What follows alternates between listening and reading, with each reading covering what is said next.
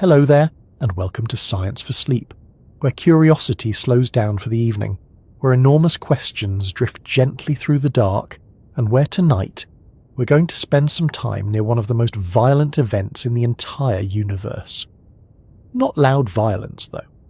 Not explosions in the way movies like to imagine them. Black holes are stranger than that. Their collisions happen in silence. No fire, no shockwave roaring through space. Just darkness pulling on darkness until the fabric of reality itself begins to shake. Tonight's slow journey is about what really happens when two black holes collide. Now, that sentence alone sounds dramatic enough to belong on the cover of a science fiction novel. Two invisible monsters crashing together somewhere in deep space, while galaxies quietly spin around them completely unaware. Yet the remarkable thing is that this is not speculative anymore. Human beings have actually detected these collisions. We've measured them. We've listened to the ripples they create. And somehow, from our small planet orbiting an ordinary star, we learned how to hear the universe tremble. But before we drift toward merging black holes and warped space-time, let me ask you something gentle for the evening. Where are you listening from tonight? Maybe you're curled up in bed with the lights off and your phone balanced somewhere dangerously close to your face. Maybe there's rain tapping softly against the window. Perhaps you're listening during a late-night train ride, or while half asleep on a couch after promising yourself you'd only watch one more video. And what time is it where you are right now? Fitting, really, for a conversation about black holes and gravity and the strange flexibility of time itself. If you find this little corner of the universe relaxing or interesting, I'd be ever so grateful if you liked the video and subscribed. It helps this sleepy expedition continue drifting outward toward other curious minds who might need a quiet place to rest for a while. Now then, get comfortable. Let your thoughts loosen a little. There's no rush tonight. Black holes are patient things. Some spend billions of years slowly circling each other before finally meeting. Compared to them, even mountains are temporary. And in a way, that's part of what makes black holes so unsettling. Most things in the universe announce themselves. Stars shine, planets reflect light, nebulae glow softly in clouds of gas and dust. Even violent events like supernovae burst outward with extraordinary brightness. The cosmos is usually quite willing to show us what it's doing. Black holes refuse. A black hole is an object so dense that gravity becomes overwhelming. Once something crosses a boundary called the event horizon, it cannot escape. Not matter, not light, not information, at least as far as we currently understand. From the outside, a black hole looks almost like an absence, a missing piece of reality, a place where the universe stops sending updates. And yet these invisible objects can become heavier than entire clusters of stars compressed into a region smaller than a city. Which means something extraordinary happens when two of them begin to orbit one another. Imagine for a moment two perfectly invisible whirlpools in space, not empty holes floating around like cosmic vacuum cleaners, but regions where space-time itself has become deeply curved. Everything nearby bends toward them. Light changes direction around them. Time slows near them. Entire stars can be torn apart if they wander too close. Now imagine two of these objects trapped together by gravity. At first, they may be separated by enormous distances, millions or even billions of kilometers apart. From far away, the system might not look dramatic at all. In fact, if you could somehow watch it safely from a distance, the motion could appear strangely calm. Two dark bodies circling each other in silence. Slow, predictable, almost peaceful. But hidden underneath that calm movement is one of the most extreme processes in existence, because every orbit steals energy from the system. Very slowly the black holes spiral inward. This is one of the strangest things Einstein ever predicted. As massive objects accelerate through space-time, they produce ripples called gravitational waves. These waves spread outward at the speed of light, carrying energy away from the orbiting pair. So each time the black holes circle one another, they lose a tiny amount of orbital energy. The result is subtle at first. The orbit shrinks, then it shrinks again and again. Over millions of years, the two black holes draw closer and closer together like dancers slowly tightening a spiral. Except these dancers weigh more than stars and distort reality around themselves. Oddly enough, the final collision happens incredibly quickly. A process that may take billions of years eventually reaches a point where the last few moments unfold in seconds. Toward the end, the orbit becomes unbelievably fast. The black holes whip around each other dozens of times per second. Space-time churns violently around them. Gravitational waves grow stronger and stronger. The entire structure of nearby reality begins shaking like water around a spinning drain. And then the black holes touch. Except, touch may not even be the right word. This is where ordinary language starts to fail us a little. Black holes do not have surfaces like planets or stars. There's no solid crust, no ocean, no atmosphere. The event horizon is not a physical shell you could stand on. It's more like a boundary in geometry, a region beyond which escape becomes impossible. So when black holes merge, it is really space-time itself rearranging. Two event horizons become one. Two regions of impossible gravity combine into a larger region of impossible gravity. And in that instant, an astonishing amount of energy is released. Not as light, not as sound, but as pure gravitational distortion. For a brief moment, the collision can release more power than all the stars in the observable universe combined. That statement sounds exaggerated. It sounds like the sort of sentence science communicators sneak into documentaries because it feels dramatic enough to keep viewers awake. But it's true.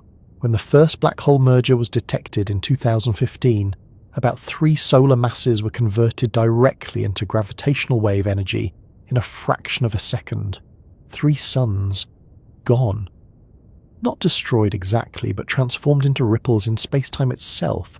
And those ripples travelled across the universe for more than 1 billion years before reaching Earth. Think about how strange that is. Long before human civilization existed, before the pyramids, before mammoths disappeared, before our species even learned agriculture, 2 black holes collided in a distant galaxy. The universe shivered. Tiny distortions spread outward through space for ages beyond comprehension. And eventually, in 2015, those ripples passed through Earth. They passed through your city, through oceans and mountains and buildings, through every person alive at the time. The distortion was unimaginably small, smaller than the width of a proton, yet scientists built instruments sensitive enough to detect it. And suddenly humanity had done something extraordinary. We had not simply seen the universe, we had heard it. That moment changed astronomy forever.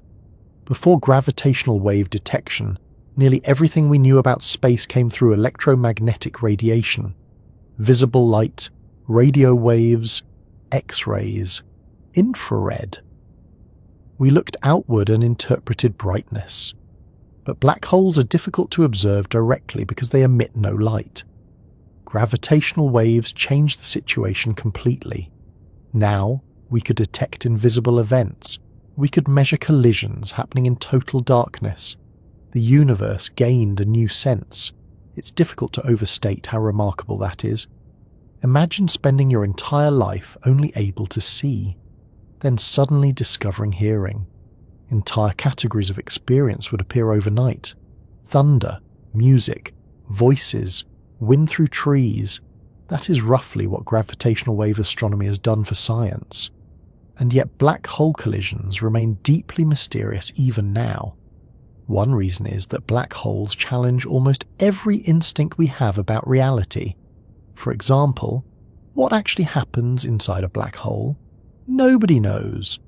General relativity predicts something called a singularity, a point where density becomes infinite and the known laws of physics stop functioning properly.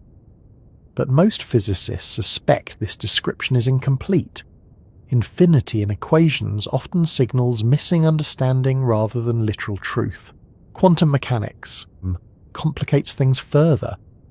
Relativity describes gravity beautifully on large scales, while quantum theory describes the microscopic world with astonishing precision. But the two frameworks refuse to cooperate fully inside black holes, which means when black holes collide, we are observing environments where our understanding of physics becomes incomplete. That alone makes these mergers extraordinary. They are not merely violent cosmic events, they are laboratories for testing reality itself. And strangely, despite all this violence, the universe remains mostly quiet afterward. The final merged black hole settles down surprisingly quickly. Physicists call this phase the ring down, which sounds oddly cozy considering the circumstances. The newly formed black hole vibrates briefly, releasing the last irregularities in gravitational waves before stabilizing into a smooth spinning object. Then silence returns. No flames spread outward. No debris necessarily explodes across the galaxy. Just a larger black hole sitting in darkness. If you were watching safely from very far away, you might almost miss the significance of what happened. Two ancient objects met after billions of years spiraling together, released impossible amounts of energy, shook space-time across the cosmos, and then left behind only a slightly larger region of darkness. There is something oddly unsettling about that restraint. The universe often behaves this way. Its largest events are not always flashy, sometimes they are subtle. Gravity in particular tends to work patiently, quietly, relentlessly. Even now, somewhere in the observable universe, countless black holes are orbiting one another. Some formed from massive stars that died together long ago. Others may live near galactic centers, where giant black holes dominate entire stellar systems. Some pairs are probably still billions of years away from collision. Others may already be in their final minutes as you listen to this. And perhaps the strangest part is that black hole mergers are not rare accidents. They are a natural consequence of cosmic evolution. Stars are born, stars die. Gravity gathers remnants together. Galaxies merge. Black holes drift inward. Eventually darkness meets darkness. The universe appears surprisingly comfortable with this process. Human beings, meanwhile, remain wonderfully uncomfortable with it. Black holes frighten us because they represent limits. Limits of visibility, limits of escape, limits of understanding. We instinctively dislike things that refuse to reveal themselves. A mountain can be climbed. An ocean can be crossed, a storm can be observed. A black hole hides its interior permanently, and when two of them collide, they briefly expose the edges of physics itself. There is also something psychologically strange about objects that affect time. Near a black hole, time slows relative to distant observers. This is not metaphorical, it is measurable. A clock near a black hole genuinely runs differently from a clock farther away. So in a sense, black hole collisions are not only collisions of gravity, but collisions between different experiences of time itself. The deeper we study these systems, the stranger reality becomes, and perhaps that is why people find black holes so endlessly fascinating. They sit right at the border between science and imagination, real enough to measure, strange enough to feel almost mythological. Ancient cultures filled the darkness of space with monsters and gods because the unknown naturally invites storytelling. Today we fill it with singularities and event horizons. The vocabulary changes, but the feeling remains surprisingly similar. We stare into darkness and wonder what rules apply there. Fortunately for us, the universe leaves clues, tiny ripples, faint signals, mathematical whispers arriving from impossible distances. Most objects in the universe are surprisingly understandable once you spend enough time with them. A planet is complicated, certainly, but you can still picture it. Oceans, mountains, storms, deserts, gravity pulling everything toward a center. Stars are more extreme, yet the basic idea still feels familiar. A giant sphere of hot gas producing light and heat through nuclear fusion. Even galaxies, despite their impossible scale, can still be imagined as enormous collections of stars slowly turning, through space like glowing cities seen from very far away. Black holes are different. The moment you try to picture one properly, your intuition starts slipping sideways. Part of the problem is the name itself. Black hole sounds deceptively simple, almost like a tunnel or a tear punched through the universe. Many people unconsciously imagine an actual hole floating in space, something like a cosmic drain with matter swirling into emptiness. That is not really what a black hole is. A black hole is not a hole in the ordinary sense at all. It is a place where matter has been compressed so intensely that gravity overwhelms every other force in nature. The object becomes so dense that escape becomes impossible once you cross a certain boundary. Light cannot leave. Information cannot leave. Space and time themselves become deeply distorted. And already, even that description begins causing difficulties, because black holes are not merely objects sitting inside space. In a meaningful sense, they reshape space itself. To understand this properly, we need to slow down a little and begin with gravity, because gravity is both the simplest and strangest force humans encounter every day. At first glance, gravity seems straightforward. You drop something, it falls. The Earth keeps the moon nearby. Planets orbit stars. Very practical, very dependable. Gravity feels almost boring compared to electricity or explosions or volcanoes. Yet gravity is secretly extraordinary. Every object with mass affects space around it. Einstein showed that gravity is not really an invisible force, pulling objects together across distance the way Newton imagined. Instead, mass bends space-time itself. A common comparison is a heavy bowling ball placed on a stretched rubber sheet. The sheet curves downward around the ball, and smaller objects rolling nearby naturally move toward it, because the surface itself is distorted. That analogy is imperfect, but useful. The Earth bends space-time. The Sun bends it much more. A black hole bends it so severely that reality stops behaving in ways our brains evolved to understand. Oddly enough, black holes are not born exotic. Their origins begin with ordinary stars. Right now, the Sun is quietly converting hydrogen into helium deep inside its core through nuclear fusion. Every second, enormous amounts of energy push outward against gravity's inward pull. These two forces exist in balance. Gravity tries to compress the star. Fusion pushes outward. The result is stability. Stars live most of their lives maintaining this balance, but stars are temporary arrangements. Eventually they run out of fuel. For smaller stars, the ending is relatively gentle. They shed outer layers and slowly cool into white dwarfs. But massive stars live differently and die differently. The larger the star, the more violent gravity becomes when fusion finally weakens. Imagine a star dozens of times heavier than the Sun nearing the end of its life. For millions of years it burns heavier and heavier elements in its core. Hydrogen becomes helium. Helium becomes carbon. Carbon becomes oxygen and neon and silicon and eventually iron. And iron is the problem. Fusion involving iron does not release energy efficiently enough to support the star against gravity. The balance collapses. In a matter of seconds, the core implodes. This collapse happens so fast and violently that atoms themselves are crushed together. Electrons and protons combine into neutrons. The outer layers of the star rebound outward in a titanic supernova explosion, bright enough to outshine entire galaxies. What remains afterward depends on the original mass. Sometimes gravity is halted by neutron pressure, leaving behind a neutron star, an object so dense that a teaspoonful would weigh billions of tons.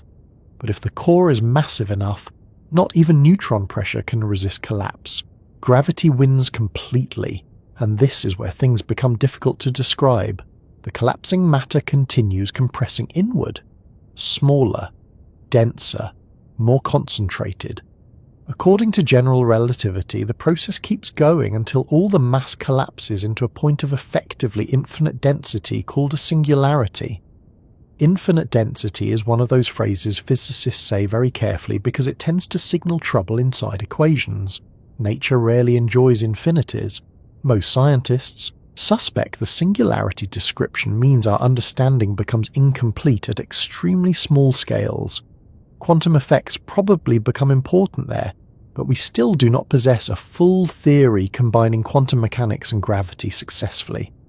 So when people say black holes contain singularities, it is partly a mathematical statement, and partly an admission that physics reaches a foggy boundary. Still, whether or not literal infinities exist, the result outside the collapsing region is clear. Gravity becomes overwhelming. The escape velocity eventually exceeds the speed of light. And since nothing travels faster than light, escape becomes impossible. The boundary where this occurs is called the event horizon. This is the true defining feature of a black hole, not the singularity, not the darkness, the event horizon. Cross that boundary, and every possible future path leads inward. This is an astonishing concept when you pause to think about it properly. Imagine standing near a steep valley. Normally you can climb back out if you have enough energy. But inside a black hole's event horizon, space-time itself becomes tilted inward so completely that moving away is no longer possible. Even light cannot find a route outward. That is why black holes appear black. Not because they absorb light like cosmic vacuum cleaners, but because beyond the event horizon, outgoing paths cease to exist. And here the universe becomes especially strange. If you watch someone fall toward a black hole from far away, relativity predicts something unexpected. Due to gravitational time dilation, the falling person would appear to slow down near the event horizon. Their movements would become sluggish. Light leaving them would redden and fade. To an outside observer, they would seem almost frozen near the horizon. But for the falling person themselves, time would feel normal. They would continue inward. This leads to one of the unsettling aspects of black holes. Different observers genuinely disagree about the sequence of events. Reality becomes perspective dependent in ways that feel deeply uncomfortable to human intuition. And black holes become even stranger when they rotate. Most black holes likely spin because the stars that created them were already rotating. Conservation of angular momentum causes the collapse to increase rotational speed enormously, much like a figure skater pulling their arms inward during a spin. A rotating black hole drags space-time around with it. Literally. This effect is called frame dragging. Nearby space itself becomes twisted by rotation. Around rapidly spinning black holes exists a region called the ergosphere, where space-time is dragged so intensely that remaining stationary becomes impossible. You're forced to move with the rotation, which sounds rather rude of the universe, honestly. Black holes also vary tremendously in size. Some stellar mass black holes contain perhaps 5 or 10 times the mass of the Sun compressed into a region only a few dozen kilometers wide. Others are supermassive black holes living at galactic centers. These monsters contain millions or billions of solar masses. At the center of the Milky Way sits Sagittarius, a star, a supermassive black hole weighing roughly 4 million suns. And despite all the terrifying descriptions, if you replace the Sun with a black hole of equal mass, Earth's orbit would remain nearly identical. We would continue circling normally. We would simply freeze to death because sunlight disappeared. That surprises many people, because black holes are often imagined as endlessly hungry cosmic predators, sucking everything inward. In reality, gravity depends on mass and distance. A black hole does not magically gain extra pulling power simply because matter is compressed.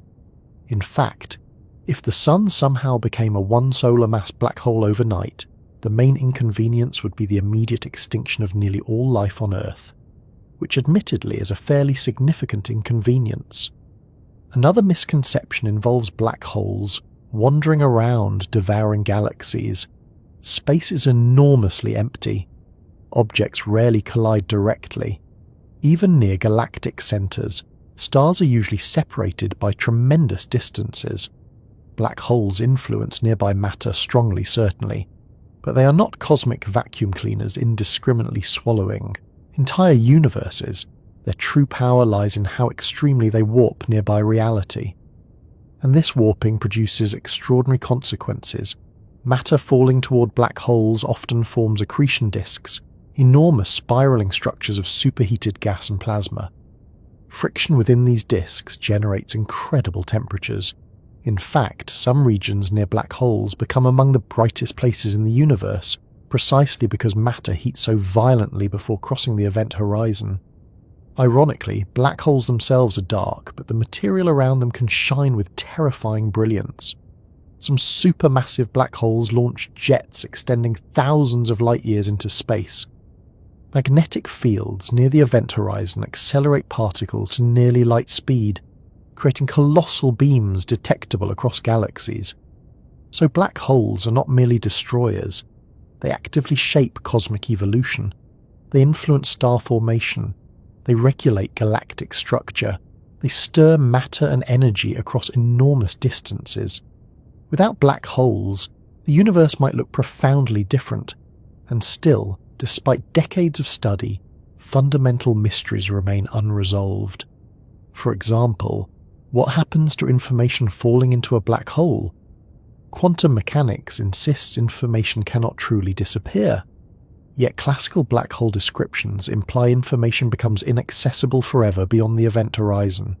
This conflict created the black hole information paradox, one of the most famous problems in modern theoretical physics. Stephen Hawking complicated matters further in the 1970s by showing black holes are not entirely black after all. Quantum effects near the event horizon allow black holes to emit tiny amounts of radiation now called Hawking radiation. Over immense periods of time, black holes may slowly evaporate. That idea alone feels almost absurd. The darkest objects in existence quietly glowing through quantum mechanics. The universe has a strange sense of humour sometimes, and perhaps the most remarkable thing about black holes is that they were once considered mathematical oddities unlikely to exist physically at all. Einstein himself disliked aspects of the solutions predicting them. For years, many scientists suspected nature would somehow prevent such objects from forming. Nature did not cooperate. Evidence accumulated steadily. Stars orbited invisible masses. X-rays poured from accretion disks. Galactic centers behaved strangely. Eventually, the evidence became overwhelming. Then, in 2019, humanity produced the first image of a black hole's shadow using the Event Horizon Telescope. Not the black hole itself, because no light escapes that. Instead, we saw the glowing material surrounding the darkness, outlining the event horizon against the brightness behind it. The image was blurry and orange and somehow profoundly emotional. After generations of equations and theories, humans had finally glimpsed the edge of one of nature's strangest creations. And yet even now, black holes remain elusive. You cannot touch one. You cannot see inside one. You cannot fully explain one using current physics. They exist partly as observations and partly as unanswered questions, which brings us naturally toward collisions. Because once black holes form, gravity continues working patiently. Stars orbit, galaxies merge, distances shrink. And sometimes two black holes become trapped together. Finding another black hole in the universe is not an easy thing. Space is unimaginably large, mostly empty, and often so spread out that even galaxies themselves are separated by millions of light years of darkness. If you shrank the Milky Way down to the size of a continent, individual stars would still be tiny and widely spaced. The cosmos is not crowded in the way science fiction sometimes likes to imagine. It is spacious to an almost uncomfortable degree, which makes black hole collisions seem improbable at first. After all, if black holes are relatively small, invisible and scattered through such enormous distances, how do two of them ever meet? Why don't they simply drift forever through the darkness, missing each other by colossal margins like ships crossing separate oceans? The answer begins with stars. Because black holes are born from stars and stars themselves are rarely solitary. This surprises many people. Our own sun lives alone, so it is tempting to imagine isolated stars scattered independently throughout space. But in reality, a large percentage of stars exist in binary systems, two stars orbiting each other around a shared centre of gravity. Some systems contain 3 stars, others even more. The universe, for whatever reason, seems quite fond of pairs. Imagine 2 enormous stars born together from the same collapsing cloud of gas and dust. From the beginning, gravity binds them into orbit. They circle one another slowly while spending millions of years burning through nuclear fuel. At first, the system may look beautiful rather than dangerous. 2 bright stars moving around each other against the dark background of space. Depending on their size and distance, they may exchange material through stellar winds. Their light may brighten and dim rhythmically as they orbit. Astronomers actually observe many such systems throughout the galaxy. But massive stars live fast. The larger a star becomes, the shorter its life tends to be. Very massive stars may survive only a few million years before collapsing, which sounds like a long time until you compare it to smaller stars like the Sun that can survive for billions upon billions of years. Eventually one star dies first, its core collapses, a supernova erupts, and a black hole forms. Now, this is already a fairly chaotic moment for the binary system. Explosions can disrupt orbits. Material is blasted outward. Gravity changes suddenly. In many cases, the system breaks apart entirely, but sometimes it survives. The black hole remains gravitationally bound to the companion star. Then the second star eventually dies as well. Another collapse, another explosion, another black hole. And suddenly, after all that violence, the system contains 2 black holes orbiting each other in darkness where 2 stars once shone. This is probably one of the main ways stellar mass black hole binaries form, yet even then, the orbit may still be enormous. The pair could remain separated by millions of kilometres or more. Left alone, they might continue orbiting for unimaginable periods of time. So something else becomes important. Energy loss. This is where Einstein quietly enters the story again. According to general relativity, accelerating massive objects generate gravitational waves, tiny ripples spreading through space-time itself. The effect is usually far too weak to notice. Even Earth orbiting the Sun technically produces gravitational waves, but the energy involved is negligible on human scales. Black holes are different. When 2 black holes orbit each other, especially massive ones, they continuously radiate energy away through gravitational waves, and losing energy changes orbits. Picture a figure skater spinning with arms extended. As they pull inward, rotation speeds up. In a somewhat similar way, as black holes lose orbital energy, they spiral closer together and orbit faster. Very slowly at first. Painfully slowly, really. For millions or billions of years, the black holes continue circling each other, while gravitational waves quietly drain energy from the system. This gradual in-spiral is one of the most patient processes in the universe. Human civilization rises and falls during an almost imperceptible fraction of it. Entire species appear and vanish while the orbit shrinks only slightly. Continents drift. Stars move through galaxies. Meanwhile, the black holes continue circling. There is something strangely calming about that scale of slowness.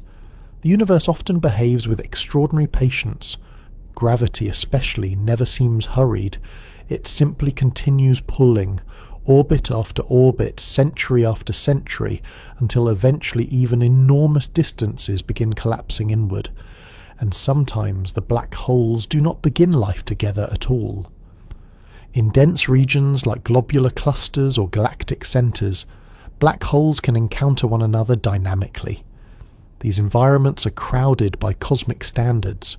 Stars and stellar remnants move through relatively compact volumes, interacting gravitationally over long periods. Imagine a swarm of invisible heavy objects drifting through a stellar city. Occasionally 2 black holes pass near enough that gravity alters their trajectories. a third object may carry away excess energy, allowing the remaining pair to become gravitationally bound. Essentially, the universe occasionally arranges cosmic introductions through complicated gravitational encounters. One black hole loses enough energy to another interaction, and suddenly finds itself trapped in orbit with a partner. This is particularly important near supermassive black holes at galactic centers. Galaxies themselves frequently merge across cosmic history. When two galaxies collide, their stars usually pass by each other harmlessly, because the distances between stars are so enormous. Galactic collisions are more like giant overlapping clouds than car crashes, but their central black holes are another matter. As galaxies merge, gravity gradually drags the supermassive black holes toward the newly combined galactic center. There they may form binaries containing millions or billions of solar masses. These are among the largest black hole systems in existence, and their eventual mergers release unimaginable gravitational wave energy.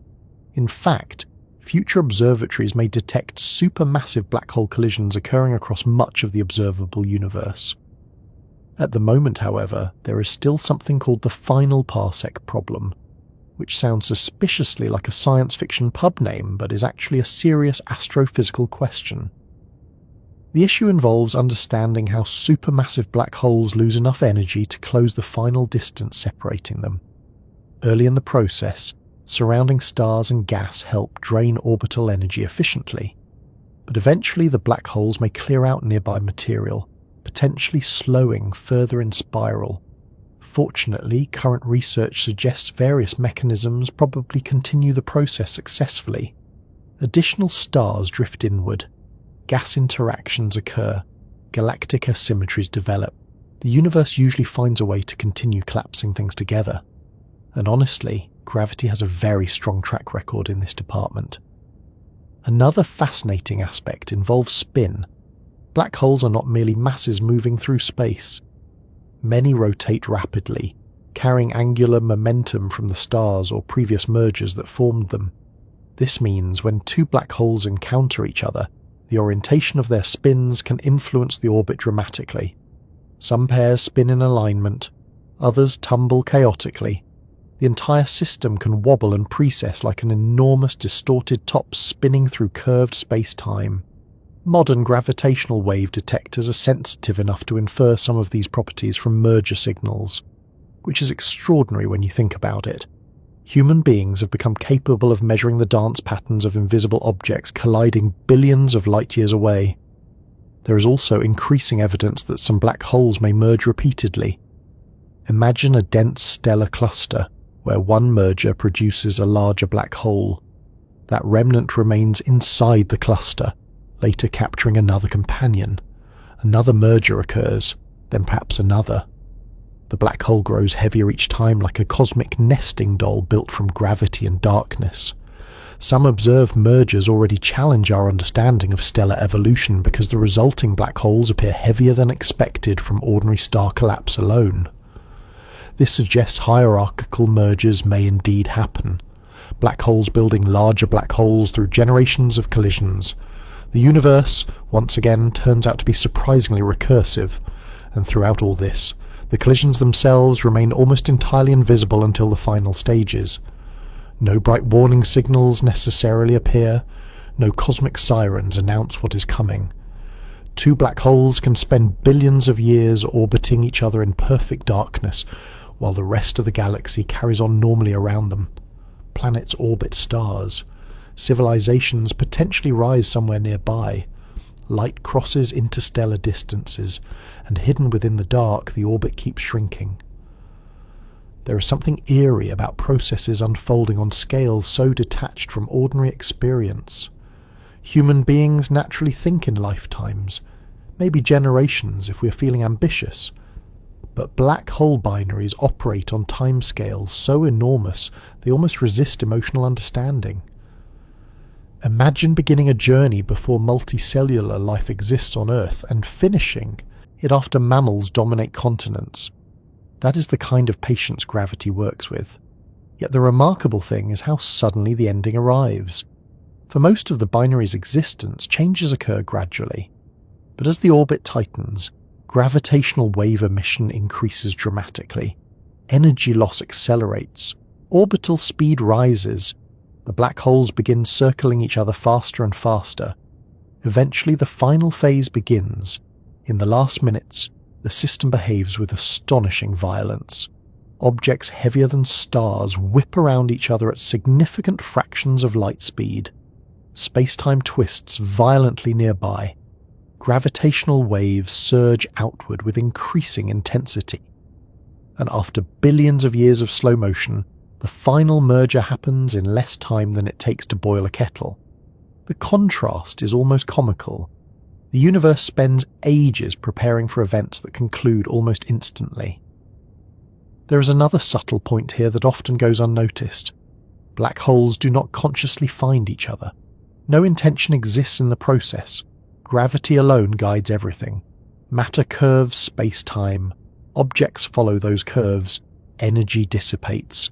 Orbits evolve. The entire sequence emerges naturally from physical law, and yet from the human perspective, it feels oddly narrative.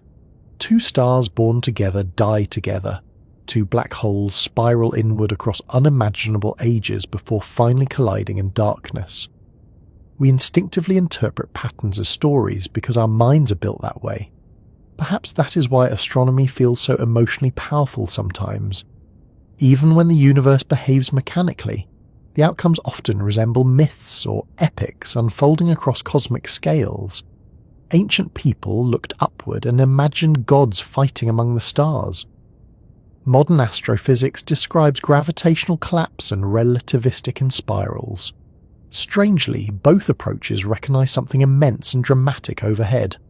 Of course, not every black hole pair successfully merges. Some systems are disrupted before collision.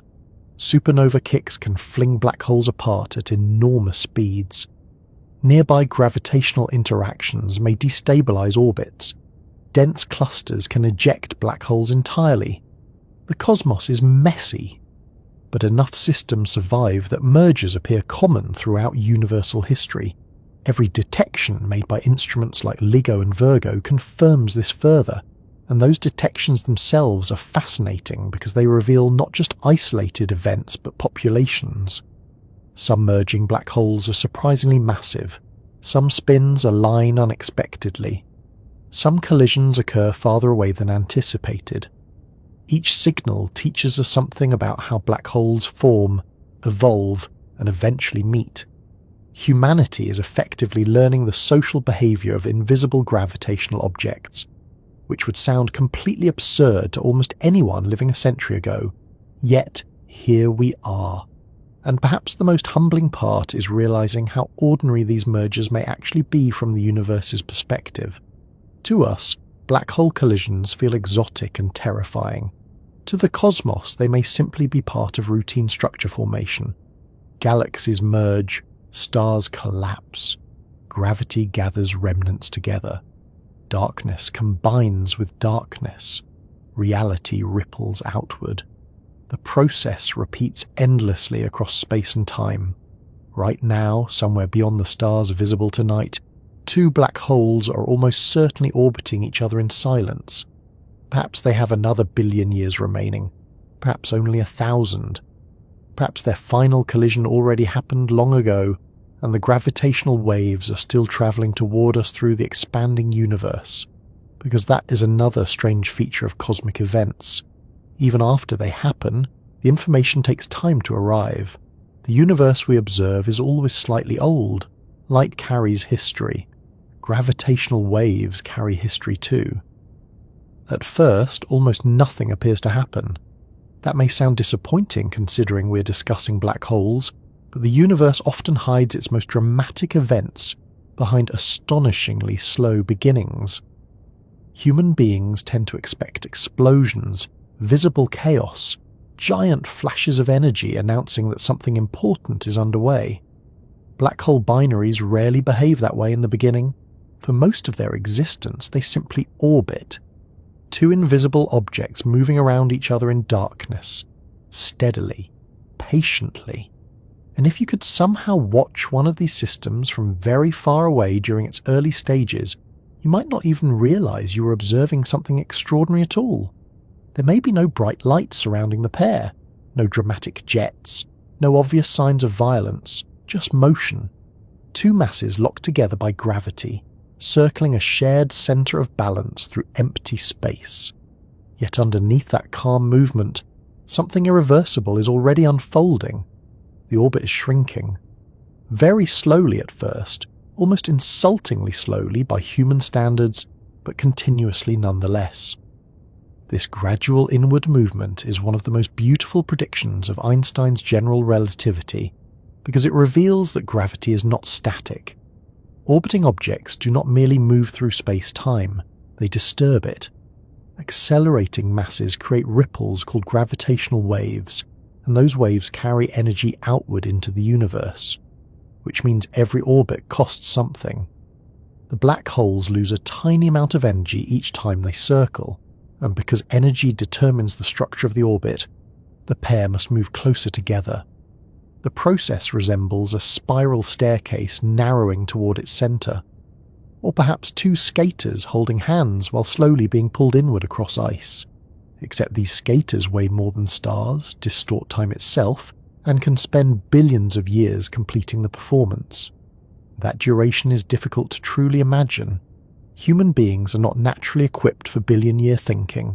Our minds evolved around days, seasons, lifetimes. Even history feels distant after only a few thousand years. Once numbers stretch into millions or billions, the brain starts treating them less like real durations and more like abstract scenery. So it helps to shrink the scale mentally. Imagine compressing Earth's entire history into a single calendar year. On that scale, dinosaurs disappear only a few days before midnight on December 31st. Human civilization occupies mere seconds. A black hole binary may spend the equivalent of months on that cosmic calendar, quietly spiraling inward before the final merger happens in an instant near the end. Gravity is remarkably patient, and strangely enough, the slower the process feels, the more inevitable it becomes. Each orbit changes the next orbit. Every revolution removes energy. The separation decreases little by little. Now, in ordinary life, when two objects spiral inward, friction is usually involved somehow. Air resistance, heat, contact with matter. But black holes often orbit in near vacuum, where there is essentially no traditional friction at all. Instead, the energy loss happens through gravitational radiation itself. This idea once seemed almost absurd. Einstein himself was uncertain whether gravitational waves represented physical reality or merely mathematical artifacts inside his equations. The waves were predicted by general relativity in 1916, but for decades many scientists debated whether they actually existed in any meaningful sense. Part of the problem was their weakness. Gravity is extraordinarily feeble compared to other forces. A tiny refrigerator magnet can overcome the gravitational pull of the entire Earth on a paperclip. Generating detectable gravitational waves requires immense masses moving at incredible speeds. Black hole binaries provide exactly those conditions, and even then the effect remains astonishingly subtle over long periods. In the 1970s, astronomers Russell Hulse and Joseph Taylor discovered a binary pulsar system that provided indirect proof of gravitational waves. The two neutron stars orbited each other while slowly losing energy, exactly as Einstein's equations predicted. The orbit shrank over time, not dramatically, not in ways visible moment to moment, but measurably. The system behaved precisely like two objects radiating gravitational energy into space. It was one of the earliest strong confirmations that the universe really does ripple, and black holes behave similarly, only on even more extreme scales. Imagine two black holes separated by millions of kilometers. They may orbit each other once every few days or weeks initially. The gravitational wave energy emitted at that stage is relatively modest compared to the final merger. Still, the loss continues relentlessly. Thousands of years pass, then millions. The orbit tightens gradually. And here the process becomes oddly self-reinforcing. As the black holes move closer together, orbital speed increases. Faster acceleration generates stronger gravitational waves. Stronger waves carry away more energy. More energy loss shrinks the orbit further, which increases speed again. The inspiral slowly accelerates itself. At first the changes remain subtle, but eventually the system crosses into a regime where the inward spiral becomes noticeably faster. A useful comparison might be water circling a drain. Far from the centre, movement seems gentle and broad. Closer inward, everything speeds up dramatically. Black hole binaries behave somewhat similarly, except instead of water following fluid dynamics, space-time itself is doing the twisting.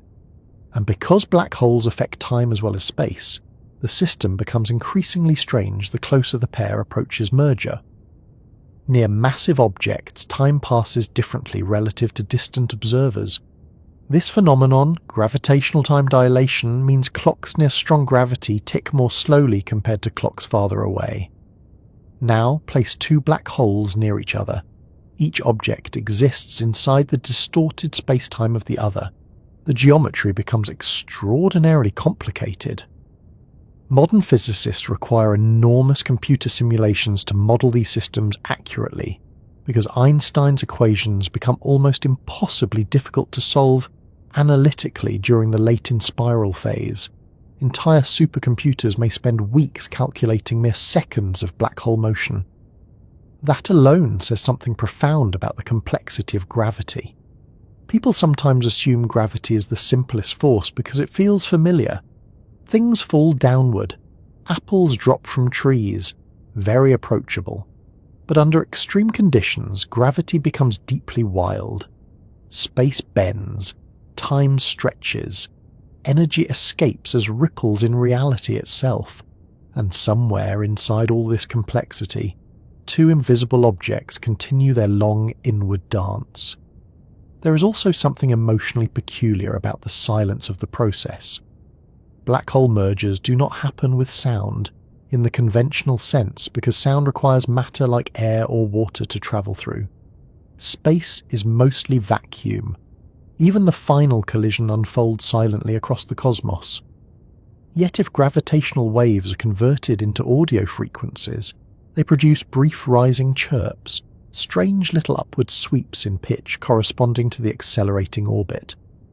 The first detected merger sounded oddly tiny considering its scale. A short chirp. That was all. Yet hidden inside that sound was the final moment of two black holes colliding more than 1 billion light-years away. There is something wonderfully humbling about that contrast. The largest events in the universe do not necessarily announce themselves loudly. Sometimes reality whispers. During the inspiral phase, another interesting thing can happen depending on the environment surrounding the black holes. If gas and dust remain nearby, the binary may interact with surrounding matter. Accretion disks can form. Magnetic fields may develop. Friction within gas clouds can alter the orbit further, sometimes accelerating in spiral. In supermassive black hole binaries especially, the surrounding galactic environment matters enormously. Entire stars may wander near the pair and receive gravitational slingshot kicks outward. Gas clouds can become heated and disrupted. The binary gradually transfers energy into the surrounding galaxy while shrinking inward itself. In a sense, the black holes reshape their environment long before collision. And yet, despite all this activity, the final stages still occupy only a tiny fraction of the system's total lifespan.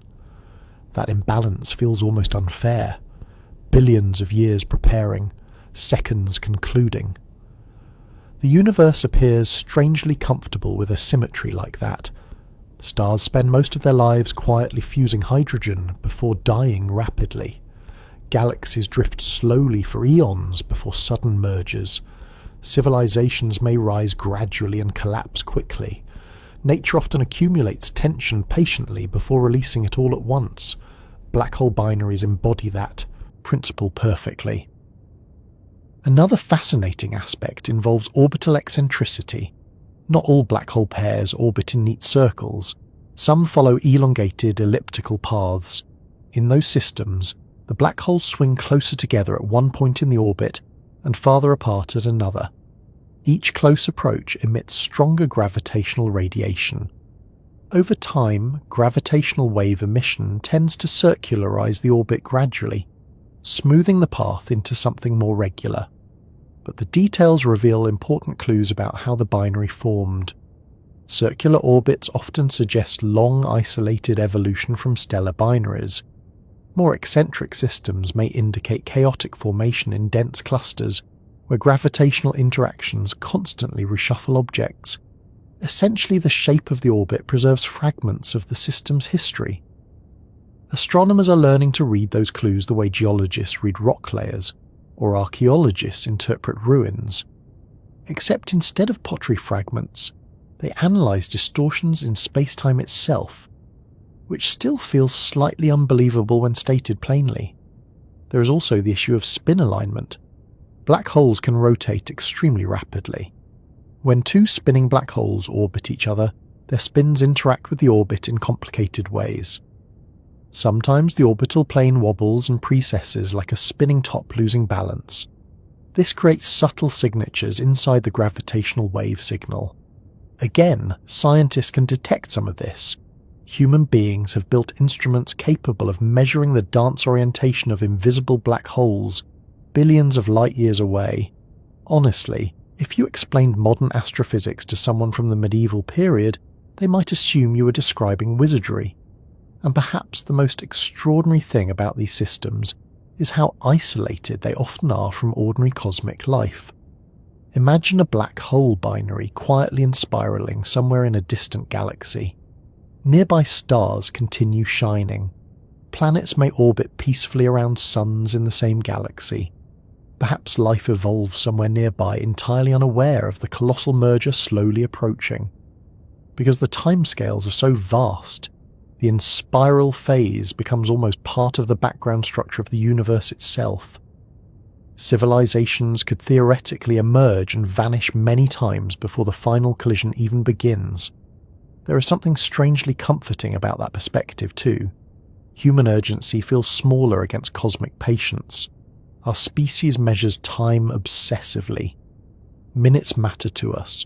Deadlines matter. Delays frustrate us. Entire emotional states can hinge on waiting a few hours too long for news or sleep or change. Black holes would find this behavior baffling. Gravity does not hurry. It simply continues. Orbit after orbit, century after century, age after age. And while the in-spiral progresses, the emitted gravitational waves spread outward continuously across the universe. These waves are not particles moving through space like bullets or tiny objects. They are distortions of distance itself. As a wave passes, space stretches slightly in one direction while compressing in another. The effect is unbelievably tiny by the time it reaches Earth, but still measurable with sufficiently precise instruments. That precision borders on miraculous. The LIGO detectors, for example, measure changes thousands of times smaller than a proton across 4-kilometer laser arms.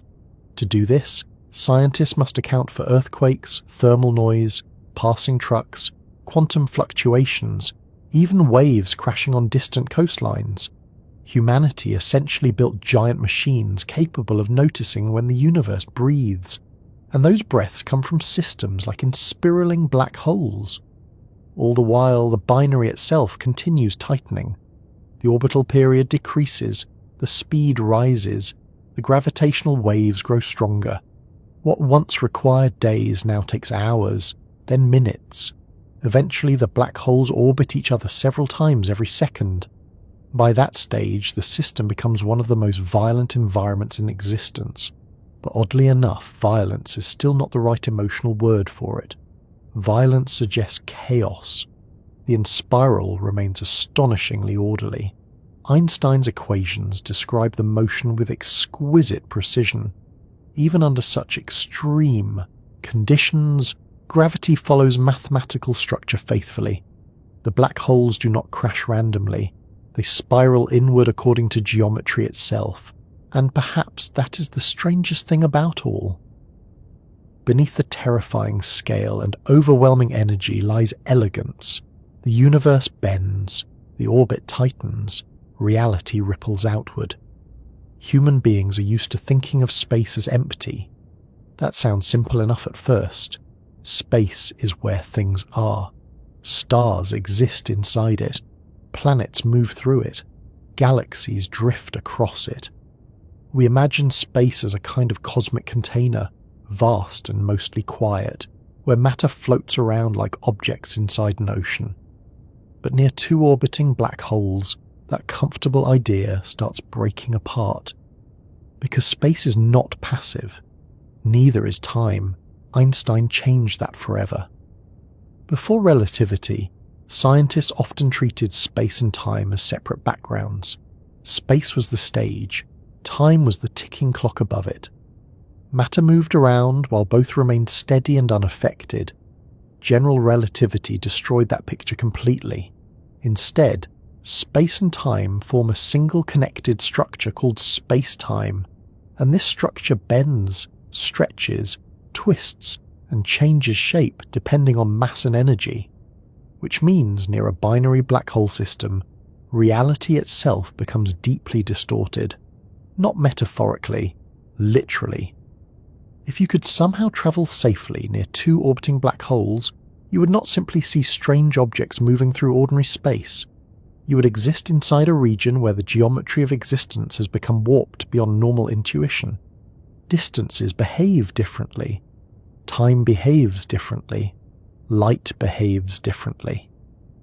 Even the concept of straight movement begins losing its familiar meaning.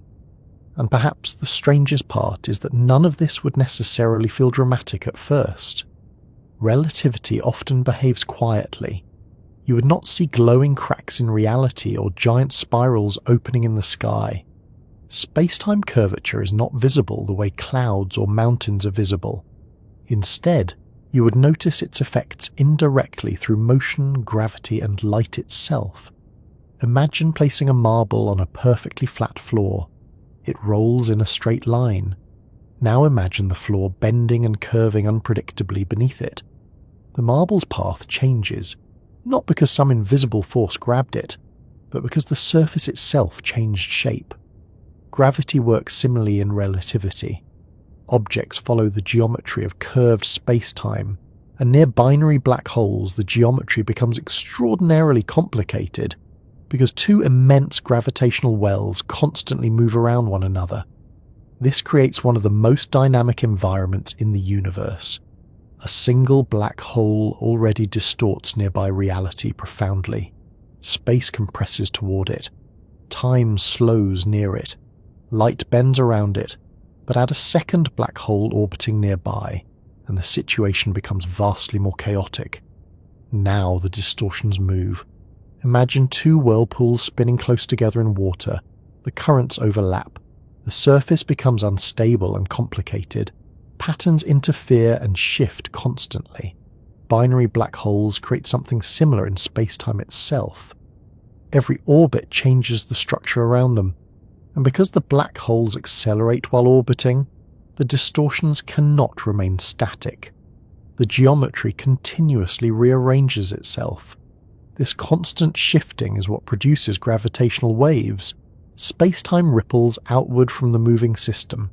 That phrase can feel abstract until you slow down and really think about what it means. The universe is not merely containing motion. The universe itself is moving. Distances stretch and compress rhythmically as waves pass through space. If a sufficiently strong gravitational wave moved through your body, the distances between atoms would change slightly for an instant. Your shape would distort microscopically, then return to normal. Fortunately, by the time gravitational waves reach Earth from distant mergers, the distortions are tiny beyond comprehension. Near the black holes themselves, however, the warping becomes extreme, and there is another peculiar consequence.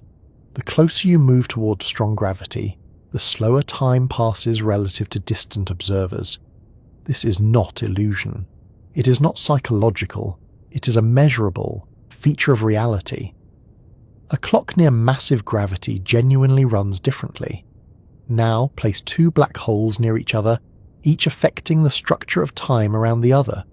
The result becomes astonishingly strange. Suppose you hovered near the binary system at a safe distance, while another observer remained far away from the black holes. You might experience a few hours while days or weeks pass elsewhere, depending on the strength of the gravitational field in your position. Near the final stages of inspiral, the effects become even more dramatic. Time itself stretches unevenly around the pair, and because the black holes orbit rapidly, regions of distorted time rotate as well. Reality near the system becomes dynamic and unstable in ways human intuition simply never evolved to handle. People often ask what it would look like visually near black holes, and the answer is deeply unsettling. Light bends enormously in strong gravity. Stars behind the black holes would appear distorted into arcs and rings through gravitational lensing. Entire sections of the sky could duplicate, twist, or smear visually as light followed curved paths through warped space-time. Around a single black hole, light can orbit temporarily in structures called photon spheres. Near binaries, these effects become vastly more complex. The sky itself would seem fluid, not because the stars move quickly, but because the geometry carrying their light changes constantly. And since each black hole bends light from the other as well, the visual structure near the system would become almost impossible to interpret intuitively.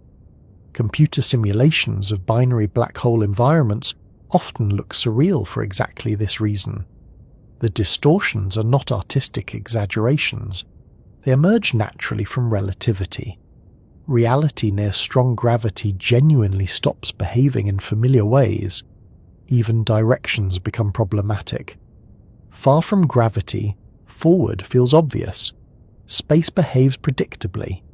But near binary black holes, curvature alters path so strongly that movement itself becomes counterintuitive. A beam of light fired straight may curve dramatically. An orbit that seems stable may suddenly destabilize. Space becomes less like empty emptiness and more like shifting terrain. Another fascinating aspect involves frame dragging. Rotating black holes twist nearby space-time around themselves. This means the black holes do not merely sit inside curvature, they actively drag reality along with their spin. Now imagine two spinning black holes orbiting each other. The surrounding space-time becomes a tangled rotating structure of extraordinary complexity. Nearby matter may experience precession, wobbling orbital behavior caused by interacting gravitational effects. Accretion disks can twist and warp. Magnetic fields become tangled. Even the orientation of nearby orbits may gradually shift over time, and all this occurs before the merger itself even begins. The binary system effectively churns the local geometry of the universe.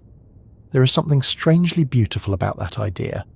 Gravity often gets described as pulling, but relativity paints a more elegant picture.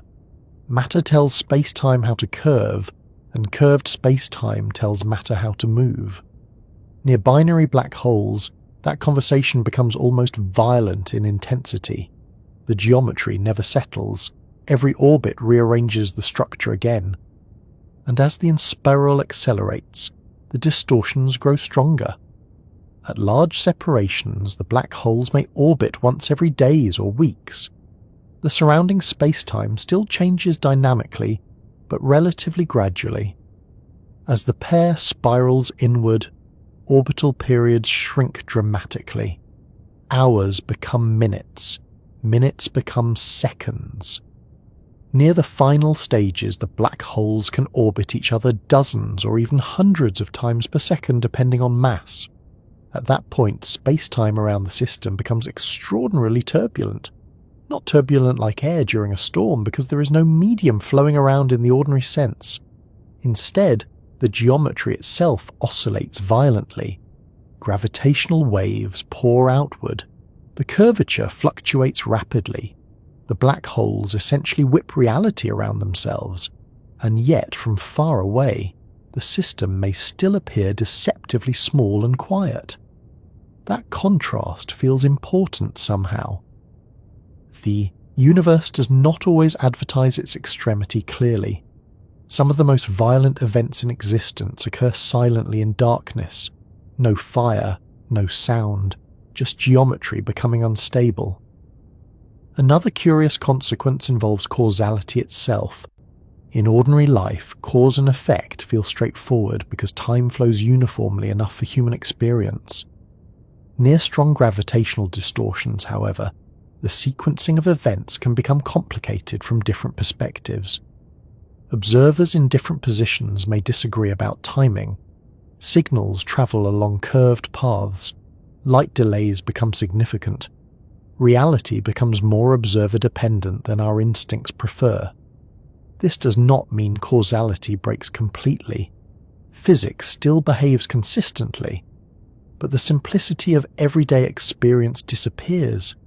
Near binary black holes, reality feels less absolute and more relational. That idea disturbed many scientists deeply when relativity first emerged. People are comfortable imagining different viewpoints on objects. One person sees a mountain from the east, another from the west. But relativity extends this flexibility into space and time themselves. Different observers genuinely measure durations differently. Different paths through gravity produce different experiences of time. Binary black holes push those effects toward extremes.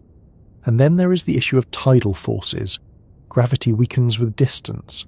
Near a compact object like a black hole, that change can become severe across relatively short distances.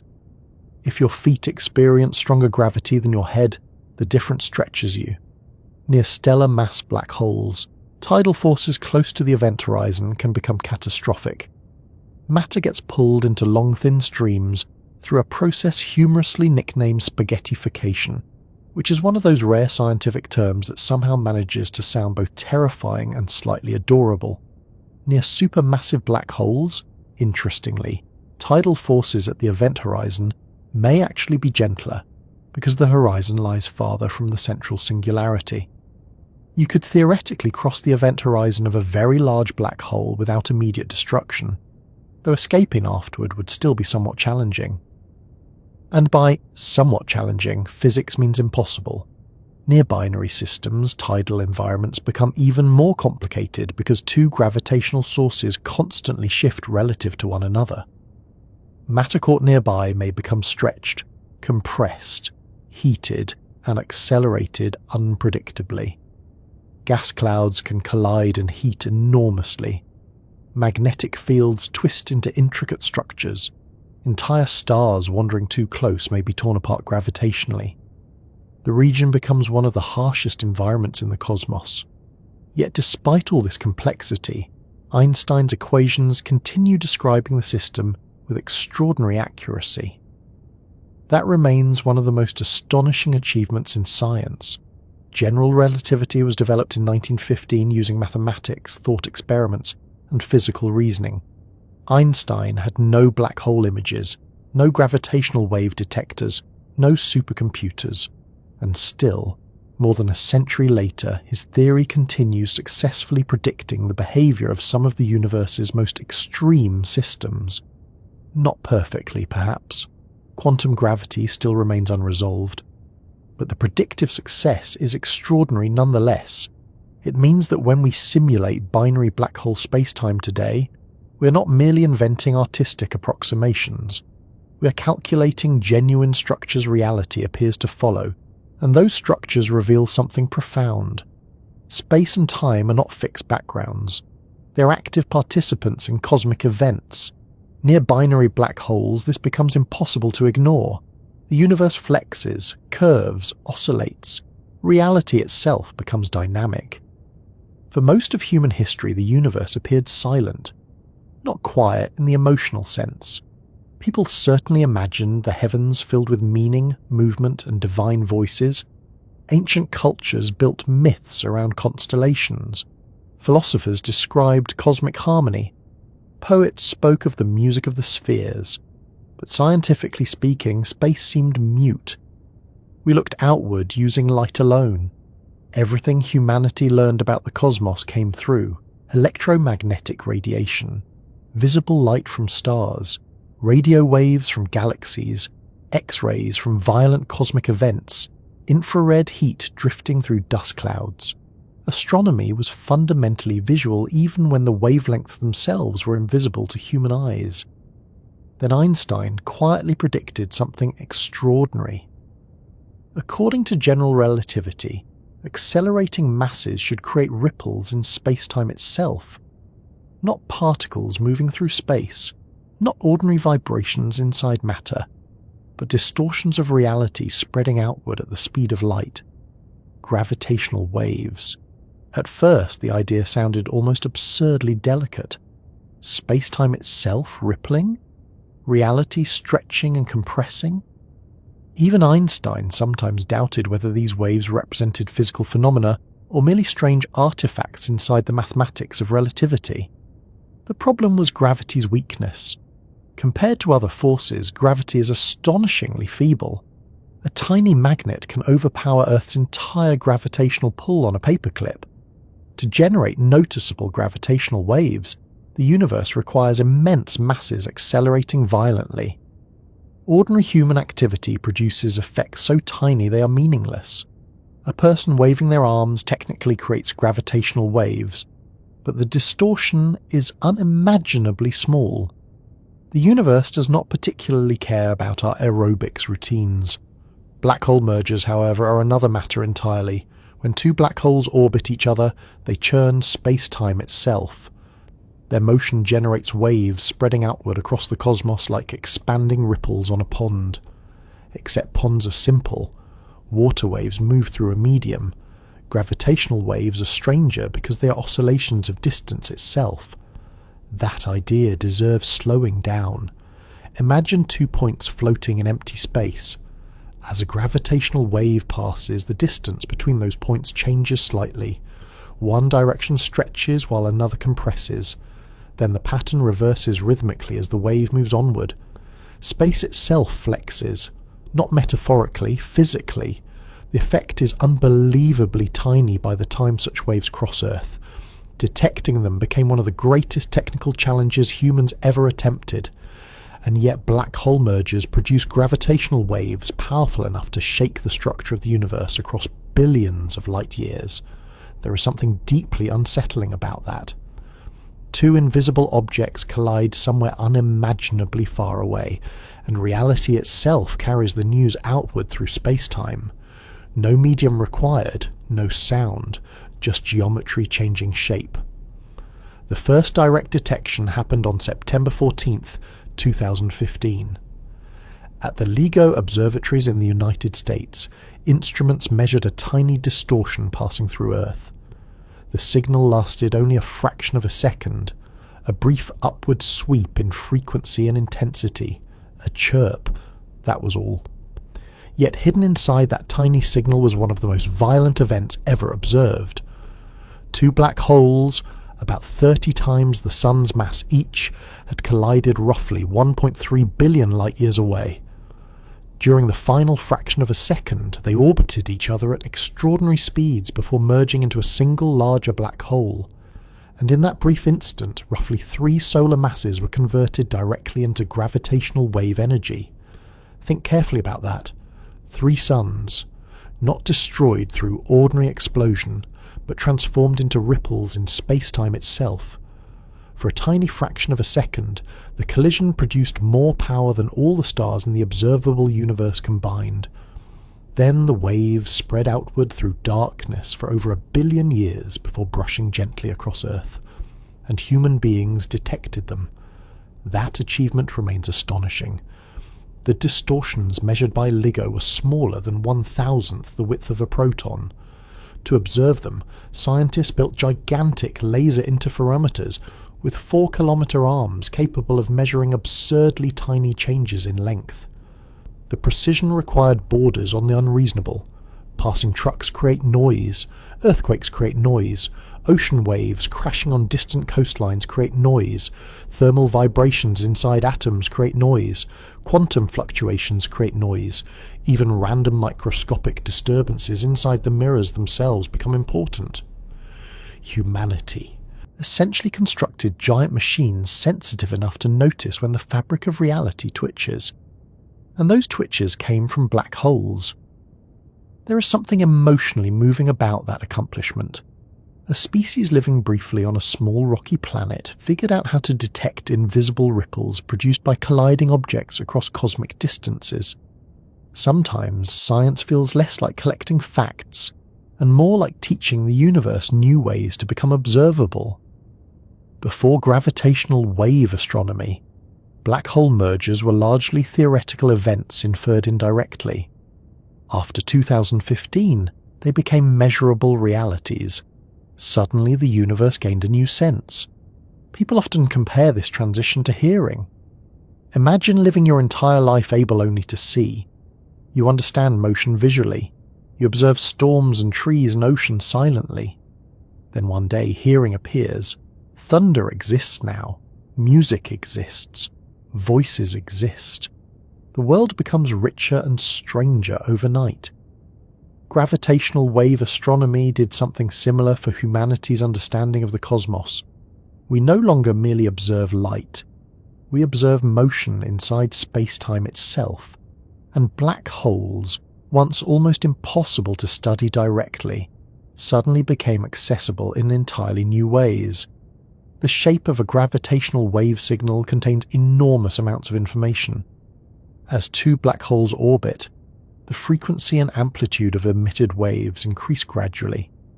Faster orbits create higher frequency waves. Stronger acceleration produces larger distortions. Scientists can read these patterns almost like fingerprints. The signal reveals masses, spin rates, orbital behavior, distance, even hints about how the binary formed, all extracted from tiny ripples crossing Earth. It still sounds slightly impossible when described plainly. Another remarkable thing is how clean the signals often are. Light-based astronomy frequently struggles with dust, gas, magnetic fields, and complicated environmental interactions. Gravitational waves pass through matter almost unaffected. They travel across the universe carrying direct information about violent gravitational events. In a sense, they are pure geometry. The waves do not care about darkness. They do not scatter easily. They simply propagate outward carrying the history of moving mass, which means black hole mergers occurring in completely invisible regions can still become detectable.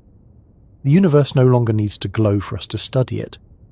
And perhaps the strangest aspect is that these waves constantly pass through us unnoticed. Right now, Earth exists inside a sea of gravitational disturbances from countless cosmic processes. Most are far too weak to detect individually. But reality itself is never perfectly still. Space-time flexes continuously. The planet stretches and compresses microscopically as waves pass. Human beings remain blissfully unaware because the effects are so tiny on ordinary scales. Our bodies evolved for forests and weather and social interaction, not for sensing geometric distortions in the fabric of the cosmos. Still, part of me finds it oddly comforting that the universe is quietly rippling all the time. Like an ocean too vast for direct perception, the detected signals themselves also possess an eerie beauty. When converted into audio frequencies, black hole mergers produce short rising tones because the orbit accelerates toward collision. The chirp increases in pitch and intensity rapidly before stopping abruptly at merger. People often expect something grander sounding considering the scale involved, but the universe rarely behaves according to cinematic expectations. The first black hole merger sounded tiny, a quick chirp, yet behind that chirp lay impossible violence. There is a lesson hidden there somewhere about scale and perception.